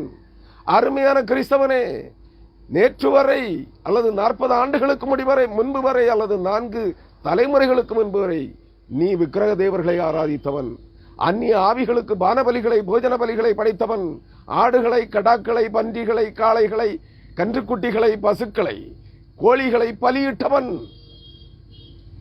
இன்று இயேசு கிறிஸ்து ரத்தத்தினால் மீட்டெடுக்கப்பட்டால் ஒழிய உனக்கும் எனக்கும் மீட்பில்லை.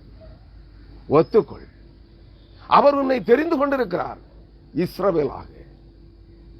இஸ்ரவேல் என்றால் தெரிந்து கொள்ளப்பட்டவன். இன்றைய கிறிஸ்தவர்களே, நீங்களும் நானும் தெரிந்து கொள்ளப்பட்டவர்கள். எதற்காக? உலகத்திலே ஐஸ்வர்யவன்களாய் ஆசீர்வாதத்தோடு வாழ்வதற்காக அல்ல, நித்திய ஜீவனை பெறுவதற்காக. நித்திய ராஜ்யத்தின் சுதந்திரவாளிகளாய் ஆதாமும் ஏதாமும் ஏவாளும் துரத்தப்பட்டார்களே ஏதேன் தோட்டத்திலே, ஏதேன் தோட்டத்தின் சுகவாசிகளாய் இன்றென்றும் உள்ள நித்திய காலமாய் தேவனோடு உறவாடி வாழ்வதற்காக தெரிந்து கொள்ளப்பட்டவர்கள். எது வேண்டும் என்பதை நீ தீர்மானித்துக் கொள். மனம் திரும்புங்கள். அதான் சொல்லுகிறார், என் தாசனாகிய யாக்கோபே, அதாவது இஸ்ரவேலே, தெரிந்து கொள்ளப்பட்ட என் தாசனே, என் ஊழியக்காரனே, என் ஜனமே, என் பரிசுத்த ஜாதியே என்று அழைக்கிறார் உங்களை. இஸ்ரவேலர்களை கீழ்ப்படியாமையின் பிள்ளைகளாக பூமி எங்கும் சிதறடிக்கப்பட்ட சகல சுமார் 4600 முதல் 7100 வரையான ஜாதிகளுக்குள்ளே சிதறி கிடக்கிற இஸ்ரவேலர்களே உங்களை அழைக்கிறார். நீங்கள் தேவனுடைய வித்துக்கள். நீங்கள் தெரிந்து கொள்ள வேண்டும். நீங்கள் காட்டு மிருகமாகிய வலுசர்ப்பத்தின் வித்துகளா? எரேமியா 31ஆம் அதிகாரம் என்று நினைக்கிறேன்.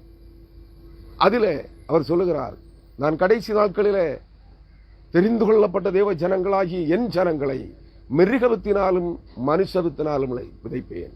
நீ மனுஷவித்தாய், ஆதாமின் வழிமரபை சார்ந்த மனுஷவித்துக்களாயிருக்கிறாயா? வலுசர்ப்பமாகிய காட்டு மிருகமாகிய வலுசர்ப்பத்தின் வித்துகளாயிருக்கிறாயா என்பதை நீ யோசித்து பார். இன்றைய ஆவிக்குரிய கிறிஸ்தவம் காட்டு மிருகமாகிய வலுசர்ப்பத்தின் வித்துக்களால் நிறைந்திருக்கிறது. 30% கிறிஸ்தவர்கள், 1/3 கிறிஸ்தவர்கள் அந்த காட்டு மிருகமாகிய வலுசர்ப்பத்தின் வித்துக்களுக்குள்ளே கூடி கலந்திருக்கிறீர்கள். மனம் திரும்புங்கள். நீங்கள் தெரிந்து கொள்ளப்பட்டவர்கள். நீங்கள் எகிப்தியரோடு கூடி கலந்திருக்கிறீர்கள். நீங்கள் அசீரியனாகிய கள்ளக்கிறிஸ்துவின் சேனைகளோடு. ஜாதிகளை சொல்ல வேண்டுமா? இந்தியாவிலே அசீரியர்கள் யார் என்று அநேக செய்திகளிலே சொல்லியிருக்கிறேன், இப்பொழுதும் சொல்லுகிறேன். அக்காடியர்கள், அக்காத்தியர்கள், களப்புரர்கள், சாலிவாகனர்கள், சபுராஷ்டிரர்கள், பாண்டவர்கள், களப்புரர், அதாவது பண்டாரங்கள், கௌரவர்கள், இவர்களெல்லாம் மத்திய கிழக்காசியா காபூல் தேசத்திற்கு அப்புறம் இருந்து அன்றைய ஆரியா, அங்கிருந்து குடியேறியவர்களே இந்தியாவிற்குள். இந்த தேசம் முழுவதும் காஷ்மீர் முதல் கன்னியாகுமரி வரை பரவி இருக்கிறார்கள். நீங்கள் அவர்களுடைய ஆவிகளையும் தேவர்களையும் தான் வழிபட்டுக் கொண்டிருக்கிறீர்கள். கர்த்தருடைய ஆவியானவர் என்ற பெயரில் மனம் திரும்புங்கள். 30% கிறிஸ்தவர்கள் அந்நிய ஆவிகளுக்குள்ளே கட்டப்பட்டிருக்கிறீர்கள். ஏனைய கிறிஸ்தவர்கள் ஆவிக்குரியவர்களிலே 30%, ஏனைய கிறிஸ்தவர்களிலே 180-90% அந்நிய ஆவிகளை சேவித்துக் கொண்டிருக்கிறீர்கள். ஆனால் பட்டம், பதவிகள், வேலை வாய்ப்புகளுக்காக நீங்கள் கிறிஸ்தவ மதம் தழுவி நிறுவன திருச்சபைகளுக்குள்ளே உங்களை புதைத்துக் கொண்டிருக்கிறீர்கள். பதவிகளுக்காக பேராயர் பட்டம், போதகர் பட்டம், சபை செயலர் பட்டம், சபை பொருளாளர், கணக்கர் பட்டங்களுக்காக, டிசி மெம்பர், சினாடு மெம்பர், இப்படிப்பட்ட பட்டம் பதவிகளுக்காக நீங்கள் கிறிஸ்தவ ஆலயங்களிலே கிறிஸ்தவ மத சாயத்தை பற்றி பூசிக்கொண்டிருக்கிறீர்கள். மனம் திரும்புங்கள். இல்லை என்றால் நீங்கள் எப்படி இருக்கிறீர்கள் உணர்ந்து கொள்ள வேண்டும். யாக்கோபை போல எத்தர்களும் ஏமாற்றுக்காரர்களுமாய், சதிகாரர்களாய், துரோகிகளாய், வஞ்சகர்களாய் இருக்கிறீர்கள். கிறிஸ்தவர்களே, தவறுகளை உணர்ந்து மனம் திரும்புங்கள். இன்று இந்த ஆண்டினுடைய 2021 ஆண்டினுடைய இறுதி நாள். இன்று உங்கள் மனம் திரும்புதலின் நாளாக இருக்கட்டும். உங்கள் பாவங்களை ஓராண்டு முழுவதும், உங்கள் ஆயுள் காலம் இந்த நாள் வரையிலும் நீங்கள் செய்த பாவ குற்றங்கள், மறைவான பாவங்களை தேவனுடைய சமூகத்தில் அறிக்கை செய்து விட்டுவிடுகிற நாளாக இருக்கட்டும். நாளைய தினம் முதல், இன்று இரவு நடுராத்திரி முதல் என்ன சம்பவிக்கும் என்று உங்களுக்கோ எனக்கோ தெரியாது, உங்கள் தீர்க்கதரிசிகளுக்கும் தெரியாது. நாளைய தினத்தில் அநேக ஆசீர்வாதங்கள், இந்த ஆண்டு உங்களை கர்த்தர் நீங்கள் இழந்த அனைத்தையும் உங்களுக்கு திரும்ப தருவார். இது ஆசீர்வாதமான ஆண்டு, அது சமாதானத்தின் ஆண்டு என்று வாக்குத்தத்தம் சொல்லுகிறவர்கள் அநேகர் இருக்கிறார்கள். நான் சொல்லுகிறேன், நாளை முதல், இன்று இரவு முதல் பெரும் அழிவுகளை இந்த உலகம் சந்திக்கும். பேரழிவுகளை சந்திக்கும். பெரிய கொலை நோய்களை சந்திக்கும். பெரிய உபத்திரவங்களை சந்திக்கும். நேற்றைய தினத்திலேயே இந்திய தேசத்தை ஆளுகிறவர்களின் கூட்டம் அடுத்த ஆண்டு முதல் கிறிஸ்து பிறப்பு கொண்டாட்டங்கள் இந்திய தேசத்தில் நடத்த விட மாட்டோம் என்று சபதம் செய்திருக்கிறார்கள். இஸ்லாமியர்கள் ஈத் பண்டிகை, ரம்சான் பண்டிகை கொண்டாட விடமாட்டோம், இந்தியா இந்துக்களுக்கு என்று சபதம் செய்திருக்கிறார்கள். நேற்றைய தினத்திலே உபத்திரங்கள் பல வழிகளிலே வரும். சமாதானத்தின் ஆண்டல்ல, நீங்கள் இழந்தவைகளை பெற்றுக் கொள்ளுகிற ஆண்டல்ல, ஆசீர்வாதங்களை, செல்வ ஐஸ்வர்யங்களை சம்பாதிக்கிற ஆண்டல்ல, சுகபோகமாய் வாழுகிற ஆண்டல்ல. சமாதானம் இருக்காது.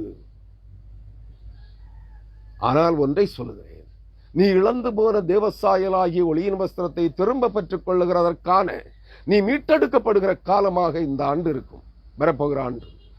இரண்டாவது, அதனூடாய் மிகுந்த உபத்திரவங்கள், மாபெரும் பேராபத்துக்களின் மூலமாய், பேரழிவுகளின் வழியாக நீ மீட்டெடுக்கப்படுவாய். தானியேல் தீர்க்கதரிசியின் புஸ்தகம் 12ஆம் அதிகாரம் 1ஆம் வசனத்தை நினைவில் கொள்ளுங்கள். யோவேல் 2ஆம் அதிகாரத்தை நினைவில் கொள்ளுங்கள். அருமையான கிறிஸ்தவர்களே, வெளிப்படுத்துதல் 7ஆம் அதிகாரத்தை நினைவிலே கொள்ளுங்கள். மாபெரும் ஆபத்து. ஆகாய் தீர்க்கதரிசியின் புஸ்தகம் 2ஆம் அதிகாரத்தை நினைவில் கொள்ளுங்கள். வானமும் பூமியும் சமுத்திரமும் குலுக்கப்பட போகிறது. ஏசாயா 13ஆம் அதிகாரத்தை நினைவில் கொள்ளுங்கள். இந்த பூமி ஒரு குடிசையை போல பெயர்த்து போடப்படும் அளவுக்கு குலுக்கப்படும். சமுத்திரம் குலுக்கப்படுகிறது, அதன் அசிபாரங்கள் குலுக்கப்படுகிறது, அதன் தூணாதாரம் குலுக்கப்படுகிறது. ஆமோஸ் 9ஆம் அதிகாரம் 1ஆம் வசனம், பூமியினுடைய தூணாதாரமாகிய பொதிகை மலை குலுக்கப்பட போகிறது, அது அடிக்கப்பட போகிறது. பூமி முழுவதும் குடிசையை போல பெயர்க்கப்பட போகிறது. கர்த்தர் வருகிறார், அவருடைய யுத்த சேனை, ஆவிக்குரிய சேனை. ஏசாயா 13ஆம் அதிகாரம் சொல்லுகிறது, யோவேல் 2ஆம் அதிகாரம் சொல்லுகிறது, வெளிப்படுத்தின விசேஷம் 9ஆம் அதிகாரம் 12ஆம் வசனத்துக்கு பிற்பாடு சொல்லுகிறது, தேவன் தம்முடைய அக்னிமயமான குதிரை வீரர்களோடு, அக்னி பட்சிக்கிற அக்னி ஜுவாலைகளை போன்ற தம்முடைய யுத்த ராணுவத்தோடு வருகிறார் பரிசுத்த ஆவியானவராகிய கர்த்தர்.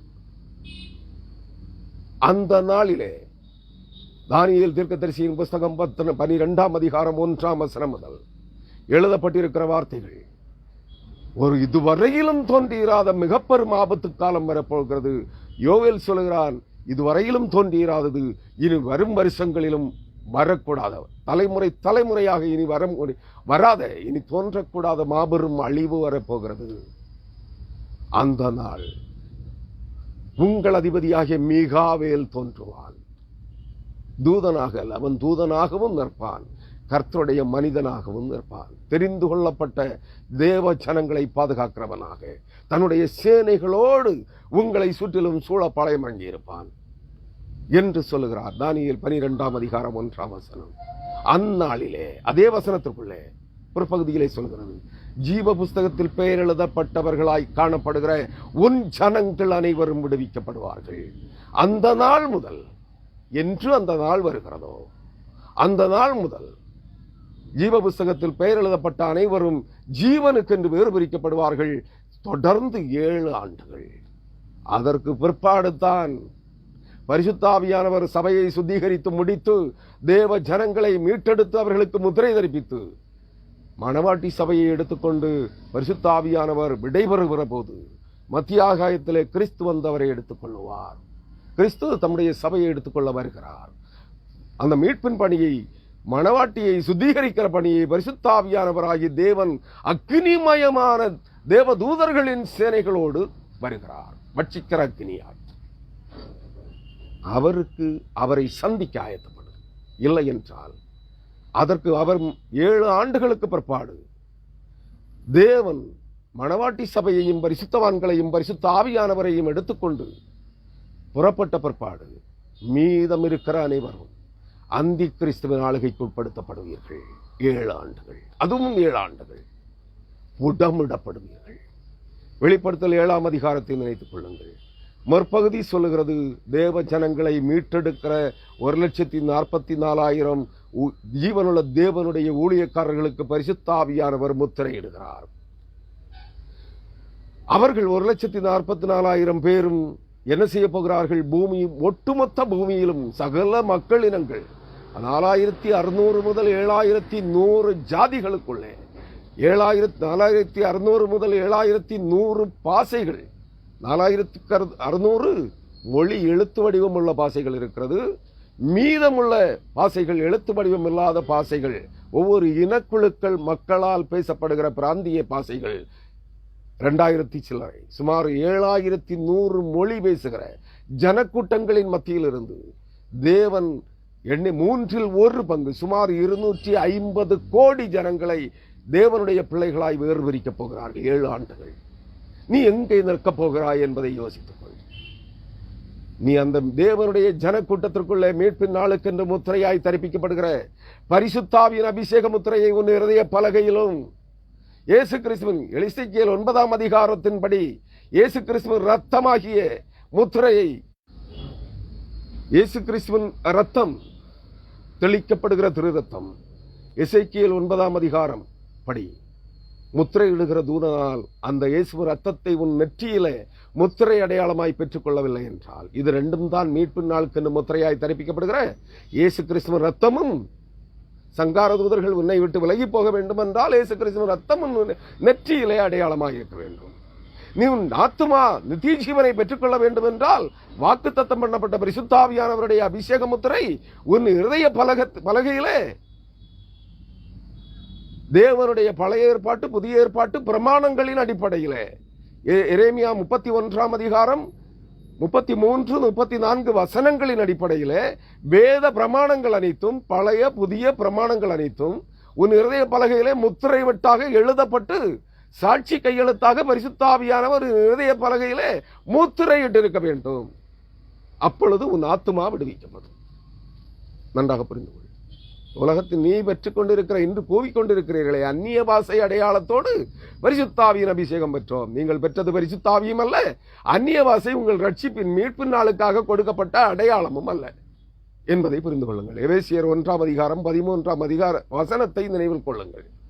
நீங்கள் ரட்சிக்கப்படும் நாளுக்கென்று சத்திய வசனமாகிய கிறிஸ்துவின் நற்செய்தியை கேட்டு விசுவாசிகளான போது வாக்குத்தத்தம் பண்ணப்பட்ட பரிசுத்தாவியானவரால் கிறிஸ்து இயேசுவாகிய வார்த்தையானவராகிய பரிசுத்த வேதாகமத்தின் முழு வார்த்தைகளின் வழியாக அதை உன் இதய பலகையிலே எழுதி பரிசுத்தாவியானவர் உனக்கு கிறிஸ்துவின் வார்த்தையானவராகிய கிறிஸ்துவுக்குள் உனக்கு முத்திரை தெரிவித்திருக்கிறார்.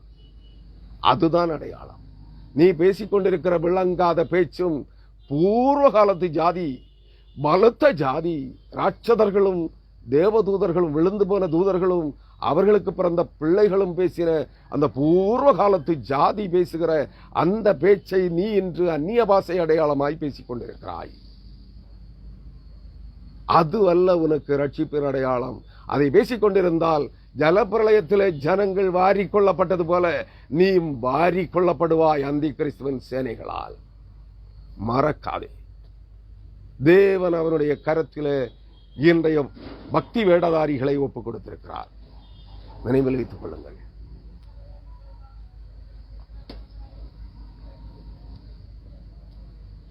அவர் சொல்லுகிறார், இஸ்ரவேலே நீ கலங்காதே, நீ பயப்படாதே என்று மோசேக்கு சொன்னார். பிற்பாடு யோசுவாவுக்கு சொன்னார், கலங்காதே திகையாதே, நான் உன் தேவன், மோசேயோடு இருந்தது போல நான் உன்னோடும் இருப்பேன் என்றார். இன்று உங்களுக்கு சொல்லுகிறார், வாக்குத்தத்தம் பண்ணுகிறார். இந்த ஆண்டின் இறுதியிலே நான் நினைத்தும் பார்க்கவில்லை, இன்றைக்கு இந்த எரேமியா தீர்க்க தரிசன புத்தகத்தின் தொடர் செய்தியாகிய 193ஆம் செய்தி இந்த ஆண்டின் இறுதி நாளிலே உங்களுக்கு பிரசங்கிக்கப்பட வேண்டும் என்று நான் எதிர்பார்க்கவில்லை. கர்த்தருடைய செயல் திட்டம் அது. இன்று அவர் வாக்கு பண்ணுகிறார், நான் யாக்கோபோடு மோசையோடு இருந்தது போல, யோசுவாவோடு இருந்தது போல உங்களோடு இருப்பேன். இஸ்ரவேலே, தெரிந்து கொள்ளப்பட்ட தேவ ஜனமே, பயப்படாதே, அசீரியனுக்கு பயப்படாதே, கள்ள கிறிஸ்துவுக்கும் அவருடைய சேனைகளுக்கும், அந்தி கிறிஸ்துவுக்கும் அவருடைய சேனைகளுக்கும், கள்ள தீர்க்கதரிசிகளுக்கும் நடுங்காதே, திகையாதே, நான் உன்னோடு இருக்கிறேன் என்று கர்த்தர் சொல்லுகிறார். உன் சந்ததியை இதோ நான் உன்னை தூரத்திலும் உன் சந்ததியை அவர்கள் சிறையிருப்பின் தேசத்திலும் இருந்து விடுவித்து ரட்சிப்பேன். இது இஸ்ரவேலர்களுக்கும் சிதறடிக்கப்பட்ட 2500 ஆண்டுகளுக்கு முன்பு, 2700 ஆண்டுகளுக்கு முன்பு, சுமார் 2000 ஆண்டுகளுக்கு முன்பு 3 முறை அசீரியர்களாலும் பாபிலோனியர்களாலும் சிதறடிக்கப்பட்ட தேவ ஜனங்கள் அனைவருக்கும் அவர் வாக்களிக்கிறார். பூமி எங்கும் சகல ஜாதிகளுக்குள்ளும் சிதறி கிடக்கிற இஸ்ரவேலே, தேவனுடைய ஜனமே, கிறிஸ்துவின் வித்துக்களே, மனுஷ வித்துக்களே, உங்களை நான் மீட்டு ரட்சிப்பேன் என்று சொல்கிறார். இஸ்ரவேலர்களுக்கும் சொல்கிறார், சகல மக்களினங்களிலும் இருந்து கிறிஸ்துவ ரத்தத்தால் மீட்டெடுக்கப்படுவதற்காக தெரிந்து கொள்ளப்பட்ட அனைத்து கிறிஸ்தவர்களுக்கும் சொல்கிறார், நான் உங்களை மீட்டு ரட்சிப்பேன் என்கிறார். நான் உங்களை சகல உங்கள் சிறையிருப்பின் தேசங்களில் இருந்து, நன்றாக புரிந்து கொள்ள வேண்டும், அந்த வார்த்தைக்குள்ளே இன்னும் ரகசியங்கள், உங்களை அடிமைப்படுத்தி இருக்கிற அந்நிய ஆவிகள், அந்நிய தேவர்கள், அந்நிய ஜாதிகளின் அடிமைத்தனங்களில் இருந்து, நீங்கள் என்று அந்நிய ஜாதிகளால் அந்நிய தேவர்களால் அருவருப்பாய் எண்ணப்படுகிறீர்கள். உண்மை கிறிஸ்தவர்கள், உண்மையாய் கிறிஸ்துவை பின்பற்றுகிறவர்கள் அருவருப்பாய் தீட்டானவர்களாய் எண்ணப்படுகிறீர்கள். அவர்களின் கையில் இருந்து அந்நிய ஆவிகள், அந்நிய தேவதைகள், அந்நிய தேவர்கள், வானராக்கினி எனும் மகா வேசி, இங்கே அவளைத்தானே ஆராதிக்கிறீர்கள். பவுலின் நாட்களிலே எபேசு பட்டணத்திலிருந்து துரத்தப்பட்ட மகாதேவியாகிய தியானாளைத்தானே நான் பல செய்திகளிலே சொல்லியிருக்கிறேன். துர்க்கை என்றும் காளி என்றும் அவளைத்தான் ஆராதித்துக் கொண்டிருக்கிறீர்கள். இந்த ஆராதனை பழைய உங்களுடைய கலாச்சார பாரம்பரிய கட்டுகளை விட்டு வெளியே வாருங்கள் என்றால் அவர் உங்களை விடுதலையாக்குவார். அவர் வாக்கு பண்ணுகிறார், நான் உங்களை விடுவித்து ரட்சிப்பேன். அமைதியோடும் சாங்கோ பாங்கத்தோடும் யாக்கோபு இஸ்ரவேல் இருப்பான். தெரிந்து கொள்ளப்பட்டவனே, நீ அமைதியோடு, இந்த உலகம் பேரழிவை சந்தித்தாலும் நீ தேவனுடைய பிள்ளை, நீ தெரிந்து கொள்ளப்பட்டவன் இஸ்ரவேல், தேவன் உன்னோடு இருக்கிறார். நீ இந்த வரப்போகிற பேரழிவுகளையோ பேராபத்துக்களையோ பெரும் கொள்ளை நோய்களையோ 1/3 பங்கு ஜனக்கூட்டத்தை வாரிக்கொள்ளப் போகிற இந்த பெரும் பேரழிவுகளை கண்டு பயப்படாமலும் நடுங்காமலும் திகையாமலும் இருப்பாய். வரப்போகிறது. வெளிப்படுத்துதல் 9ஆம் அதிகாரம் 12ஆம் வசனம் முதல் அந்த அதிகாரம் முடிய படியுங்கள். 1/3 பங்கு ஜனங்களை நான் மாறிக்கொள்ளுவேன். இந்த பூமியிலே சுமார் தோராயமாக 700 முதல் 750 கோடி ஜனங்கள் இருக்கிறார்கள். 1/3 பங்கு சுமார் 250 கோடி.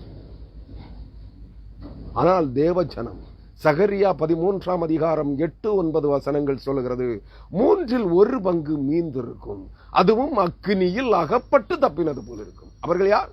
கிறிஸ்தவர்கள், கிறிஸ்துவை பின்பற்றுகிறவர்கள். அவர்களும் அக்கினியில் அகப்பட்டு தப்பினவர்கள் போல் இருப்பார்கள். மீதம் இருக்கிற 1/2 பங்கு அழிக்கப்படும். முதல் 1/1 பங்கு வரப்போகிற பேரழிவுகளிலே வாரிக்கொள்ளப்படுவார்கள். நீ எந்த கூட்டத்தில் இருக்க போகிறாய்? இன்னும் 1 பங்கு மீண்டும் இருக்கும் வாரிக்கொள்ளப்படாமல். அது அந்தி கிறிஸ்துவின் சேனைகளாய் இருக்கும். நீ எந்த கூட்டத்தில் இருக்க போகிறாய்? அந்தி கிறிஸ்துவின் சேனைகளிலே இருக்க போகிறாயா? வரப்போகிற மாபெரும் பேரழிவு, கொள்ளை நோய்கள், யுத்தங்கள், நிலநடுக்கங்கள், பூமி எதிர்ச்சிகள், கடல் புயல்கள், வானமும் பூமியும் சமுத்திரமும் குலுக்கப்படுகிற போது 1/3 பங்கு வாரிக்கொள்ளப்படுகிறது. சுனாமி 2004ஆம் ஆண்டு ஏற்பட்ட சுனாமியிலே எத்தனை நாடுகளை சார்ந்தவர்கள் உயிரோடு விழுங்கப்பட்டார்கள், கூட்டம் கூட்டமாய். அதை பார்க்கலும் 100 மடங்கு பேரழிவாக இருக்கும். இந்த அழிக்கப்பட போகிற கொள்ளப்பட போகிற கூட்டத்தில் இருக்க போகிறாயா? மீதம் இருக்கிற 3/2 பங்கு ஜனங்களில் அந்தி கிறிஸ்துவின் சேனையாகிய 1/3 பங்கு கூட்டத்தோடு இருக்க போகிறாயா? அடைக்கலம் தேட போகிறாயா? அக்கினியில் அகப்பட்டு தப்பின ஒரு கூட்டமாகிய ஜீவனுள்ள தேவனுடைய பிள்ளைகளின் கூட்டமாகிய உண்மை கிறிஸ்தவர்களின் கூட்டத்தில் இருக்க போகிறாயா? நீயே தீர்மானித்துக் கொள். மனம் திரும்பு. எல்லா பாவ குற்றங்களையும் அறிக்கை செய்து விட்டு விலகு. அறிக்கை செய்தால் மட்டும் போதாது, மனஸ்தாபப்பட்டால் மட்டும் போதாது. உன்னை நீ அருவருத்து தோளிலும் சாம்பலிலும் அமர்ந்து சிலுவைநாதராகிய இயேசு கிறிஸ்துவின் சிலுவை அண்டையிலே மண்டியிட்டு பாவ அறிக்கை செய்து அறிக்கை செய்த சகல பாவங்களையும் விட்டு விலகு. அவைகளை பின்பற்றி திரும்பவும் செல்லாதே. அந்நிய ஆவிகளை சேவிக்க திரும்ப செல்லாதே. கிறிஸ்துவண்டை வா. கிறிஸ்துவ ரத்தத்தால் கழுவப்பட்டு பாவ மன்னிப்பின் நிச்சயத்தை பெற்றுக்கொள். நான் மூழ்கி ஸ்நானம் பெற்றேன், அந்நிய பாஷை அடையாளத்தோடு அபிஷேகம் பெற்றேன் என்றால் நீ அருவருப்பு. நீ மனம் திரும்பவில்லை, பாவத்தை விட்டு விலகவில்லை, மனம் திரும்பவில்லை, ரட்சிக்கப்படவில்லை, பாவ மன்னிப்பை பாவத்தை விட்டு விலகவில்லை, மனம் திரும்பவில்லை, பாவத்தை அறிக்கை செய்யவில்லை, உன்னை நீயே அருவருத்து உன் சகல பாவங்களையும் சிலுவை அண்டையிலே அறிக்கை செய்யவில்லை, அறிக்கை செய்து கிறிஸ்துவ ரத்தத்தால் கழுவப்பட்டு பாவ மன்னிப்பை நிச்சயத்தை பெறவில்லை, நீ ரட்சிக்கப்படவில்லை, உன் இருதயம் இன்னும் உத்தையும் அழுக்குமாய்த்தான் இருக்கிறது, பொய்களும் அருவருப்புகளும் அக்கிரமங்களும் பணம் சம்பாதிப்பது எப்படி, அடுத்தவனை அழித்தாகிலும் நான் செல்வந்தனாவது எப்படி என்று தான் எண்ணிக்கொண்டிருக்கிறாய். நீ ரட்சிக்கப்படவில்லை. ஆனால் நீ சொல்லுகிறாய், நான் அந்நிய பாஷை அடையாளத்தோடு முழுக்கு ஸ்நானத்தின் வழியாய் பரிசுத்தாவியின் அபிஷேகம் பெற்றேன், அந்நிய பாஷையை பேசுகிறேன், மறுபடி பிறந்தேன் என்கிறாய். எங்கே போவாய்? யோசித்து பார்.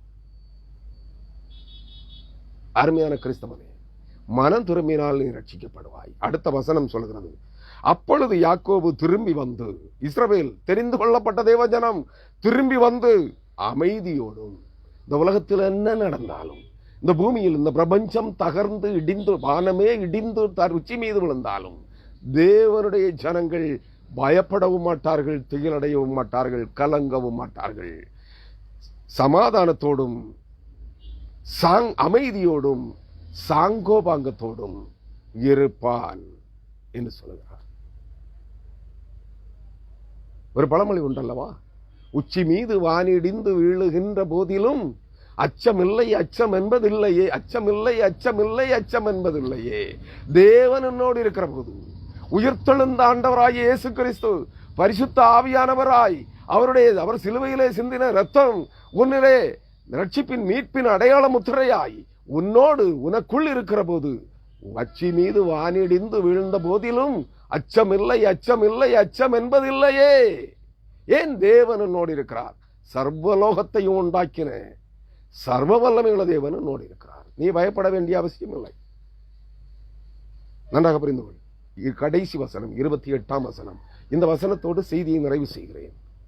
அருமையானவர்களே, என் தாசனாகி யாக்கோபே, என் ஊழியக்காரனாகிய இஸ்ரவேலே, என்னால் தெரிந்து கொள்ளப்பட்ட என் ஊழியக்காரனே, அன்பான சகோதரனே சகோதரியே, நீ ஊழியக்காரியாக இருக்கலாம், நீ ஊழியக்காரனாக இருக்கலாம், நீ சபை போதகராக இருக்கலாம், நீ தீர்க்கதரிசியாக இருக்கலாம், நீ வேராயராக இருக்கலாம், நீ அப்போஸ்தலனாக இருக்கலாம், நீ யாராக இருந்தாலும் சரி, விசுவாசியே, நீ அழைக்கப்பட்ட அழைப்பிலே உறுதியாகி தரித்திருக்கிற கிறிஸ்தவ விசுவாசியாக இருக்கலாம், நீ யாராக இருந்தாலும் சரி, நீ ஆணாக இருந்தாலும் சரி, பெண்ணாக இருந்தாலும் சரி, அவர் உனக்கு சொல்லுகிறார், என் தாசனாகி யாக்கோபே, இஸ்ரவேலே, தெரிந்து கொள்ளப்பட்ட என் சனமே, என் பிள்ளையே, என் மகனே, என் மகளே, நீ பயப்படாதே, நான் என்று கர்த்தர் சொல்லுகிறார். நீ பயப்படாதே. வரப்போகிற எந்த பேரழிவுகளுக்கும் எந்த ஆபத்துகளுக்கும் செங்கடலே எதிர்த்து நின்றாலும், பின்னாலே பார்வோனின் சேனைகள் உன்னை துரத்தினாலும், இந்த உலகத்திலே அந்தி கிறிஸ்துவின் சேனைகள் பெருங்கடலை போல உனக்கு எதிர்த்து நின்றாலும், அந்நிய ஆவிகளின் சேனை உன்னை தொடர்ந்து பின்தொடர்ந்து துரத்தி வந்தாலும் பயப்படாதே, நான் உன்னுடனே இருக்கிறேன். உலகத்தை ஜெயித்தவர் நான் உன்னோடு இருக்கிறேன் என்று கர்த்தர் சொல்லுகிறார். அவர் உலகத்தை ஜெயித்தவர், சாத்தானுடைய தலையை நசுக்கினவர், ராகாபினுடைய தலையை துண்டித்தவர், மரணத்தின் மேல் ஜெயமெடுத்தவர், பாதாளத்தின் மேல் வெற்றி சிறந்தவர், மரித்து இன்றும் ஜீவிக்கிற தேவனாயிருக்கிறவர். அவர் உன்னோடு இருக்கிறார் என்கிற நம்பிக்கையோடு, திட நம்பிக்கையோடு கிறிஸ்துவில் சார்ந்து நற்குல திராட்சை செடியாகிய கிறிஸ்துவிலே பற்றி படர்ந்து நற்கனி கொடுக்கிற திராட்சை கொடியாயிரு. சபிக்கப்பட்ட அத்திமரமாயிருக்காதே, நற்சாட்சி உள்ள ஒலிவ மர கன்றுகளாயிருங்கள். உன் பிள்ளைகள் உன் வீட்டோரங்களிலே ஓங்கி வளருகிற ஒலிவ மர கன்றுகளை போல் இருக்க வேண்டும். கிறிஸ்துவுக்கு சாட்சிகளாய் இருக்க வேண்டும். மோசே, எலியா என்ப அபிஷேகம் பண்ணப்பட்ட சர்வலோகத்திற்கும் ஆண்டவராயிருக்கிற சர்வ வல்லமையுள்ள தேவனுக்கு முன்பாக இருக்கிற அபிஷேகம் பெற்ற சாட்சிகளாய் இருக்க வேண்டும். ஓங்கி வளருகிற விருட்ச கன்றுகளாய் இருக்க வேண்டும். காட்டொலிவ மரத்தின் கிளைகளாய் அல்ல. நீங்கள் நாட்டொலிவ மரத்தின் கிளைகள் தரிக்கப்பட்ட இடங்களிலே ஒட்ட வைக்கப்பட்டிருக்கிறீர்கள். காட்டொலிவ மரத்தின் கசப்பான கனிகளை கொடுக்கிற காட்டொலிவ மரத்தின் காட்டு திராட்சை செடியின் கொடிகள் கிளைகளாய் கிறிஸ்தவர்களாக கிறிஸ்துவிலே இணைக்கப்பட்டிருக்கிறீர்கள். நற்கனி கொடுக்கிறவர்களாயிருங்கள். இல்லை என்றால் சபிக்கப்பட்ட அத்திமரத்தை போல் சபிக்கப்படுவீர்கள். உங்கள் இருதயங்களின் ஆத்துமாக்களின் வேறருகே கோடரி வைக்கப்பட்டிருக்கிறது. பாபிலோனின் சேனைகள் ஓங்கின கோடரிகளோடு வருகிறார்கள். நேற்றைய செய்தியிலே பார்த்திருப்பீர்கள். எண்ணப்படாத திறக்கூட்ட மரங்களாயிருந்தாலும் நற்கனி கொடாத மரங்கள் எல்லாம் வெட்டுண்டு அக்னியிலே போடப்படும்படியாய் கோடனியானது அதன் வேறருகே வைக்கப்பட்டிருக்கிறது. மரங்கள் என்று எண்ணிக்கொள்ளாதீர்கள். ஒலிவ மரங்கள் கர்த்தருடைய சாட்சிகள், தீர்க்கதரிசிகள், அப்போஸ்தலர்கள். நன்றாக புரிந்து கொள்ளுங்கள். அவர்களை பின்பற்றுகிறவர்கள். உங்கள் ஆத்மாவின் வேறருகே கோடரி வைக்கப்பட்டிருக்கிற அக்னிமயமான கோடரி. அறிந்து அக்னி சூளையிலே போடுவார்கள். நன்றாக புரிந்து கொள்ளுங்கள். மனம் திரும்புங்கள். நீ கேதுரு மரமாக, லீபனோனின் உயர்ந்த பிரம்மாண்டமான கேதுரு மரமாக வளர்ந்திருக்கிறாயா? தண்ணீர் செழிப்புள்ள தேசத்திலே நீ அசீரியனின் சேனையாக, அசீரியனாகிய அந்தி கிறிஸ்துவின் சேனைகளோடு சேர்ந்திருக்கிறாய். நீ ஐஸ்வர்யமாய் ஆசீர்வாதமாய் வாழ்ந்து கொண்டிருக்கிறாய் என்றால் உனக்கு துன்பங்கள் இல்லை, பாடுகள் இல்லை, உபத்திரவங்கள் இல்லை. கர்த்தரனை அபரிமிதமாய் ஆசீர்வதித்திருக்கிறார் என்று கூவுகிறாயே.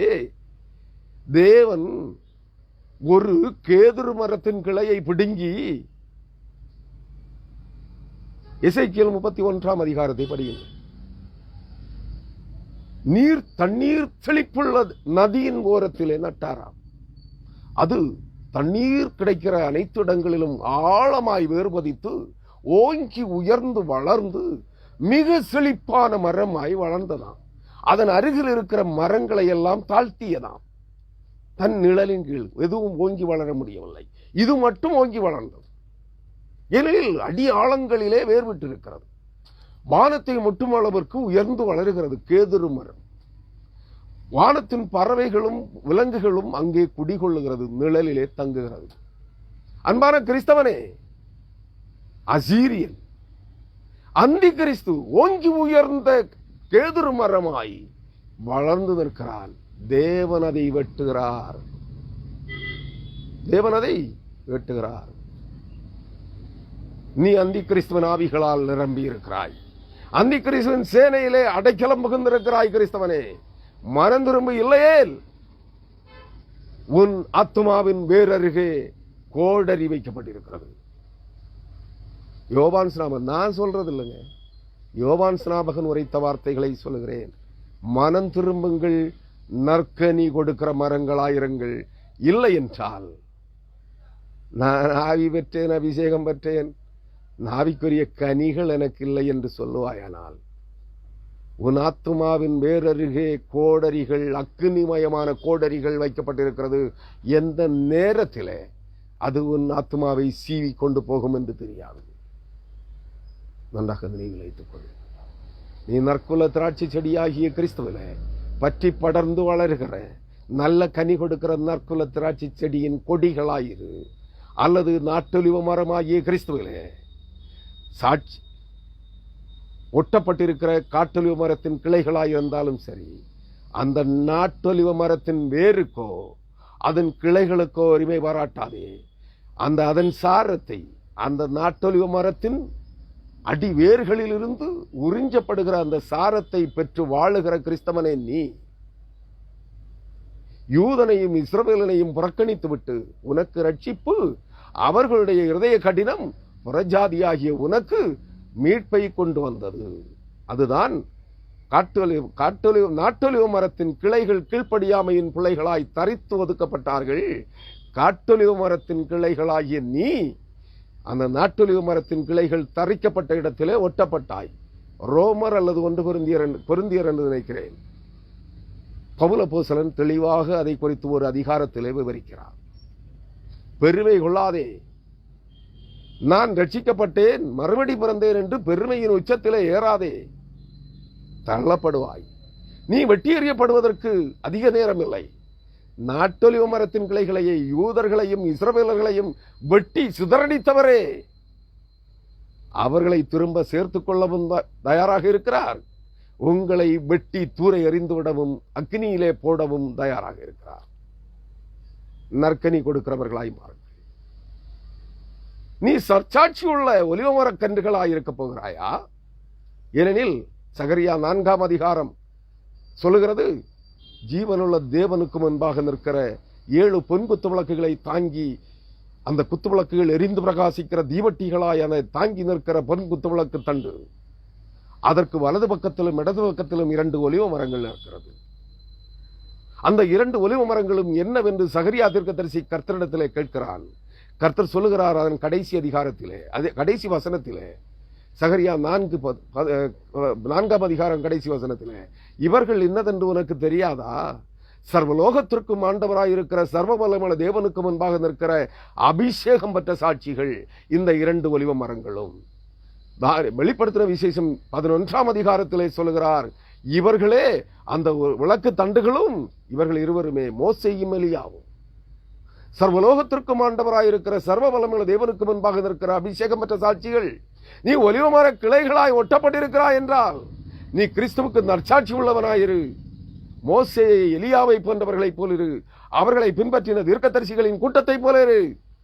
நீ மலுசர்ப்பத்தின் வாளாகிய கள்ள தீர்க்கதரிசியின் வாய்களாயிராதே. மலுசர்ப்பத்தின் தலையாகிய அந்திகிறிஸ்துவின் சேனைகளாயிராதே.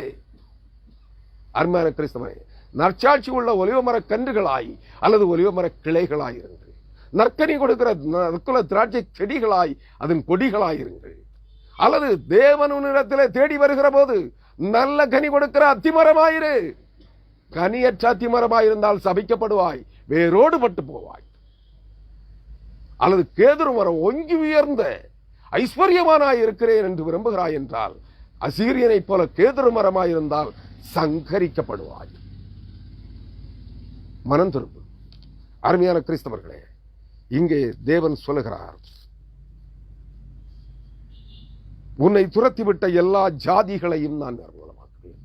நீ தேவனோடு இருந்தால், தேவன் உன்னோடு இருந்தால், கிறிஸ்துவ ரத்தமும் கிறிஸ்துவன் ஆவியும் உனக்குள் இருந்தால், அவர் உன்னை துரத்தின, உன்னை நிர்மூலமாக்கின, உன்னை அழித்த, உன்னை வேரடி மண்ணோடு வேரடி மண்ணோடும் அழிப்போம் என்று சொல்லுகிற சத்துருக்களை உன் கண்களுக்கு முன்பாக அழிப்பார். உன்னை துரத்திவிட்ட எல்லா ஜாதிகளையும் நான் நிர்மூலமாக்குவேன் என்கிறார். நிர்மூலம் என்றால் என்ன? ஒரு மாபெரும் கட்டிடம் கற்களும் மண்ணும் தரைமட்டமாகி அழிக்கப்படுவது போல அவர்களை அழிப்பேன் என்று சொல்லுகிறார். அருமையான கிறிஸ்தவனே, மனம் திரும்பு. உன்னை மட்டாய் தண்டிப்பேன். என்ன சொல்லுகிறார்? கடைசியிலும் என்ன சொல்லுகிறார்? அந்த வார்த்தையை கூட சிந்தனை செய்துவிட்டு விவரித்து விட்டு நான் செய்தியை நிறைவு செய்து விடுகிறேன். அந்த கடைசியின் எரேமியா 46ஆம் அதிகாரம் 28ஆம் வசனத்தினுடைய கடைசி பகுதிக்கு வந்திருக்கிறோம். அவர் சொல்லுகிறார், உன்னையோ நான் நிர்மூலமாக்காமல், உன்னையோ என்றால் தெரிந்து கொள்ளப்பட்டவனே, கிறிஸ்துவின் ரத்தத்தால் கழுவப்படவும், கிறிஸ்துவின் சிலுவை பாடுகளின் வழியாக புடமிடப்பட்டு பரிசுத்தமாக்கப்படவும், ஜீவனுக்கென்று தெரிந்து கொள்ளப்பட்ட கிறிஸ்தவனே, உன்னை மட்டாய் தண்டிப்பேன். உன்னை நிர்மூலமாக்க மாட்டேன். உன்னை மொத்தமாய் வேரோடு அழித்துவிட மாட்டேன். ஆனால் உன்னை மட்டாய் தண்டிப்பேன். மட்டாய் எப்படி தண்டிப்பாராம்? தண்டனை இன்றி தப்ப முடியும் என்று நினைக்கிறாயா? தேவன் பவுல் அப்போஸ்தலன் சொல்லுகிறார், சங்கீதங்களை எழுதி வைத்த தாவீது அல்லது ஆசா சொல்லுகிறான், தகப்பன் தண்டியாத புத்திரன் உண்டோ? தகப்பன் தண்டியாத பிள்ளை வேசி பிள்ளையாயிருக்கிறான். தகப்பன் நான் நேசிக்கிற எந்த பிள்ளையையும் தண்டித்து சிக்ஷித்து சீர்படுத்துவான். அவன் தண்டியாத பிள்ளை வேசி பிள்ளை. அப்படி என்றால் அவனை பெற்ற தாய் வேசி, விபச்சாரி. நீ பின்பற்றுகிற திருச்சபை எது? நீ பின்பற்றுகிற ஆவிக்குரிய சபை எது? இந்த உலக திருச்சபை வேசித்தன ஆவிகளால் நிறைந்திருக்கிறது. சகல திருச்சபைகளும். ஏனெனில் தேவனுடைய சபை, மணவாட்டி சபையை விழுங்கி வைத்திருக்கிறது சாத்தான். வலு சர்ப்பத்தின் வாயிலே இருக்கிறது மணவாட்டி சபை. அதை மீட்டுக்கொள்ள கர்த்தர் வருகிறார். பரிசுத்தாவியானவராகிய கர்த்தர் வருகிறார். நீ எங்கே இருக்கிறாய்? யோசித்து பார். உலகம் பொல்லாங்கனுக்குள் விழுந்து கிடக்கிறது. அந்த உலகத்திற்குள் நீ இருக்கிறாய். மகா பாபிலோன் என்கிற மகாவேசி, அவளுடைய அடிமைத்தனத்திலே இருக்கிறாய். அவளுடைய மகாவேசித்தனாவியின் மகாபாபிலோனின் ஆவிகளால் நடத்தப்படுகிறாய். நீ எங்கே இருக்கிறாய்? யோசித்து பார். அன்பான கிறிஸ்தவனே, ஆனாலும் நீ வேசிப்பிள்ளையாயிருக்கிறாயா? தகப்பனுக்கு மகனாக மகளாக இருக்கிறாயா? உன் தாய் நீ சார்ந்திருக்கிற திருச்சபை, இந்த உலக திருச்சபை மகா பாபிலோனும் மகாவேசியனுடைய அடிமைத்தனத்திலே இருக்கிறது. அப்படி என்றால் நீ எங்கே இருக்கிறாய்? எவனும் பரிசுத்தவான் இல்லை. தேவன் சொல்லுகிறார், தேவனை தேடுகிற உணர்வுள்ளவன் உண்டோ என்று சுற்றி பார்க்க அவருடைய கண்கள் பூமி எங்கும் சுற்றி விளாகிறது. தேவனை தேடுகிறவன் ஒருவனும் இல்லை, ஒருவனாகிலும் இல்லை. நீதிமான் ஒருவனும் இல்லை, ஒருவனாகிலும் இல்லை என்று சொல்லுகிறார் தேவன். நீ சொல்லுகிறாய், நான் பரிசுத்தவான், பரிசுத்தாவினாய் ஆவியின் அபிஷேகம் பெற்றிருக்கிறேன், அந்நிய பாஷையால் நிறைந்திருக்கிறேன், நான் மறுபடி பிறந்திருக்கிறேன் என்கிறாய். நீ தேவனுடைய பார்வையிலே பரிசுத்தவானா, நீதிமானா? யோசித்து பார். உலகம் பொல்லாங்கனுக்குள் இருக்கிறது. நீ அந்நிய ஆவிகளால் நடத்தப்பட்டுக் கொண்டிருக்கிறாய். மனம் திரும்பு, இல்லையே அழிக்கப்படுவாய். கர்த்தர் சொல்லுகிறார், அவர் உன்னோடு இருந்தால் உனக்கு பயம் இல்லை, திகில் இல்லை. அவர் நான் உன்னை மாட்டாய் தண்டிப்பேன் என்று சொல்லுகிறார். தண்டியாமல் விடமாட்டேன். தேவனுடைய பிள்ளையாக மரித்து உயிர்த்தெழுந்த இயேசு கிறிஸ்துவின் மகனாக மகளாக நீ இருந்தால், அவருடைய இரத்தத்தால் கழுவப்பட்டிருந்தால், அவருடைய ஆவியால் நிரப்பப்பட்டிருந்தால், உன் அக்கிரமங்களை, உன் பாவங்களை அவர் உன்னை தண்டியாமல் விடமாட்டார். தகப்பன் தன் பிள்ளையை தண்டிக்கிறவன் பாக்கியவான். நீ தகப்பனால் தண்டிக்கப்படவில்லை என்றால் நீ வேசிப்பிள்ளை, சாத்தானுடையவன், காட்டு மிருகமாகிய வலு சர்ப்பத்தின் சந்ததியாயிருக்கிறாய் என்பதை புரிந்து கொள். அருமையான கிறிஸ்தவனே, ஆனாலும் நான் உன்னை குற்றமில்லாமல் நீங்களாக விடுவதில்லை. நீ குற்றவாளியாய், பாவியாய், குற்றத்தோடு தேவ சமூகத்திலே வர முடியாது. நித்திய ராஜ்யத்தை சொந்தமாக்க முடியாது. பரலோக ராஜ்ய வாசியாய் மாற முடியாது. தேவ ஜனமாய் மாற முடியாது. ஏனெனில் உன் வஸ்திரத்து ஓரங்களிலே உன் அக்கிரமம் காணப்படுகிறது. நீ பகட்டாக நான் மறுபடி பிறந்தேன், பரிசுத்தவானேன், ரட்சிக்கப்பட்டேன் என்று ரட்சிப்பின் வஸ்திரங்களை தரித்திருக்கிறேன் என்று சொன்னாலும் உன் வஸ்திர ஓரங்களிலே உன் அக்கிரமத்தின் கரைகள், உன் பாவத்தின் கரைகள் காணப்படுகிறது. அவர் உன்னை தண்டிப்பார், அவர் உன்னை சீர்படுத்துவார். அவருக்கு ஒப்புக்கொடும். மனம் திரும்ப மாட்டேன், நான் தண்டனைக்கு என்னை ஒப்புக் கொடுக்க மாட்டேன் என்று சொல்வாயாயில் கோடரி வைக்கப்பட்டிருக்கிறது, வெட்டுண்டு அக்கினியிலே போடப்படுவாய். அருமையான கிறிஸ்தவனே, நீ தேவனுடைய பிள்ளையாக மாறு. உன் பெருமையின் மனம் திரும்ப பாவத்தை விட்டு விலகாமலே, பாவ அருவருப்புகளை, பொய்களை விட்டு விலகாமலே, மனம் திரும்பாமலே, பாவ மன்னிப்பை பெறாமலே ரட்சிக்கப்பட்டு விட்டேன் என்கிறாயே, பரிசுத்தாவியின் அபிஷேகம் பெற்று விட்டேன் என்கிறாயே, மறுபடி பிறந்து விட்டேன் என்கிறாயே. மனம் திரும்ப, பெருமையின் உச்சத்தை விட்டு கீழிறங்கு. இல்லை என்றால் உயர்ந்த கேதுரு மரம் வெட்டப்பட்டு அக்னியிலே போடப்படுவது போல நீயும் வெட்டப்படுவாய், போடப்படுவாய் அக்னி கடலிலே. நீ அற்புதங்களை செய்திருக்கலாம், அதிசயங்களை செய்திருக்கலாம், பேய் துரத்தி இருக்கலாம், அந்நிய பாஷை பேசி இருக்கலாம். மனம் திரும்பாவிட்டால் பாபிலோன் ராஜா தான் கட்டின என் மகிமை பிரதாபத்திற்கென்று நான் கட்டின மகாபாபிலோன் என்று தொங்கும் தோட்டத்தின் உச்சத்தில் என்று சொன்னான். அவனுடைய மனித இருதயம் பிடுங்கப்பட்டு மாட்டின் இருதயம் அவனுக்கு கொடுக்கப்பட்டது.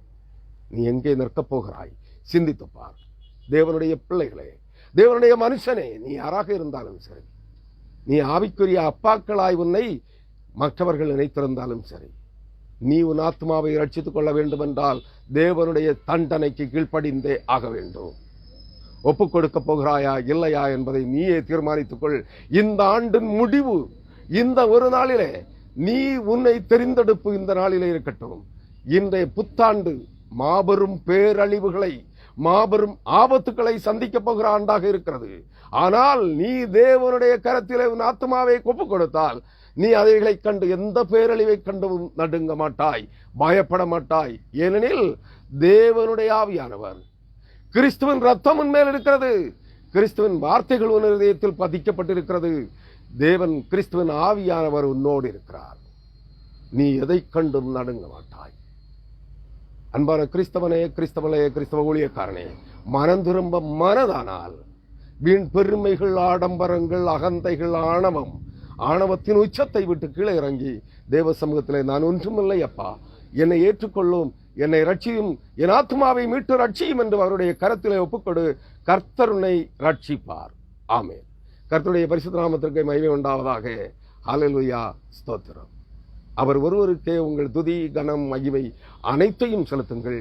எந்த ஊழியக்காரனுக்கோ, எந்த சக விசுவாசிக்கோ, எந்த பெரிய மனுஷனுக்கோ ஹல்லேலூயா, பிரைஸ் தி லார்ட், ஸ்தோத்திரம் சொல்லாது. சகல துதி, கனம், மகிமை அனைத்திற்கும் சொந்தமானவர் கிறிஸ்து ஒருவரே.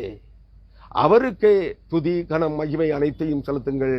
பிரைஸ் தி லார்ட் என்று எந்த மனிதனை பார்த்தும் சொல்லாதிருங்கள், எந்த ஊழியக்காரனை பார்த்தும் சொல்லாதிருங்கள், எந்த விசுவாசியை பார்த்தும் சொல்லாதிருங்கள். பிரைஸ் தி லார்ட் என்றால் கர்த்தரை துதியுங்கள், மனிதனை துதிக்காதே, ஊழியக்காரனை துதிக்காதே, அவனை தேவனாக்காதே. இதுதான் இந்த கிறிஸ்தவ உலகம் செய்து கொண்டிருக்கிற மாபெரும் குற்றம். இது குற்றம் என்று நீ மனம் திரும்பு, ஒத்துக்கொள். கர்த்தரையே மகிமைப்படுத்து. கர்த்தரனை ஆசீர்வதிப்பார். ஆமென்.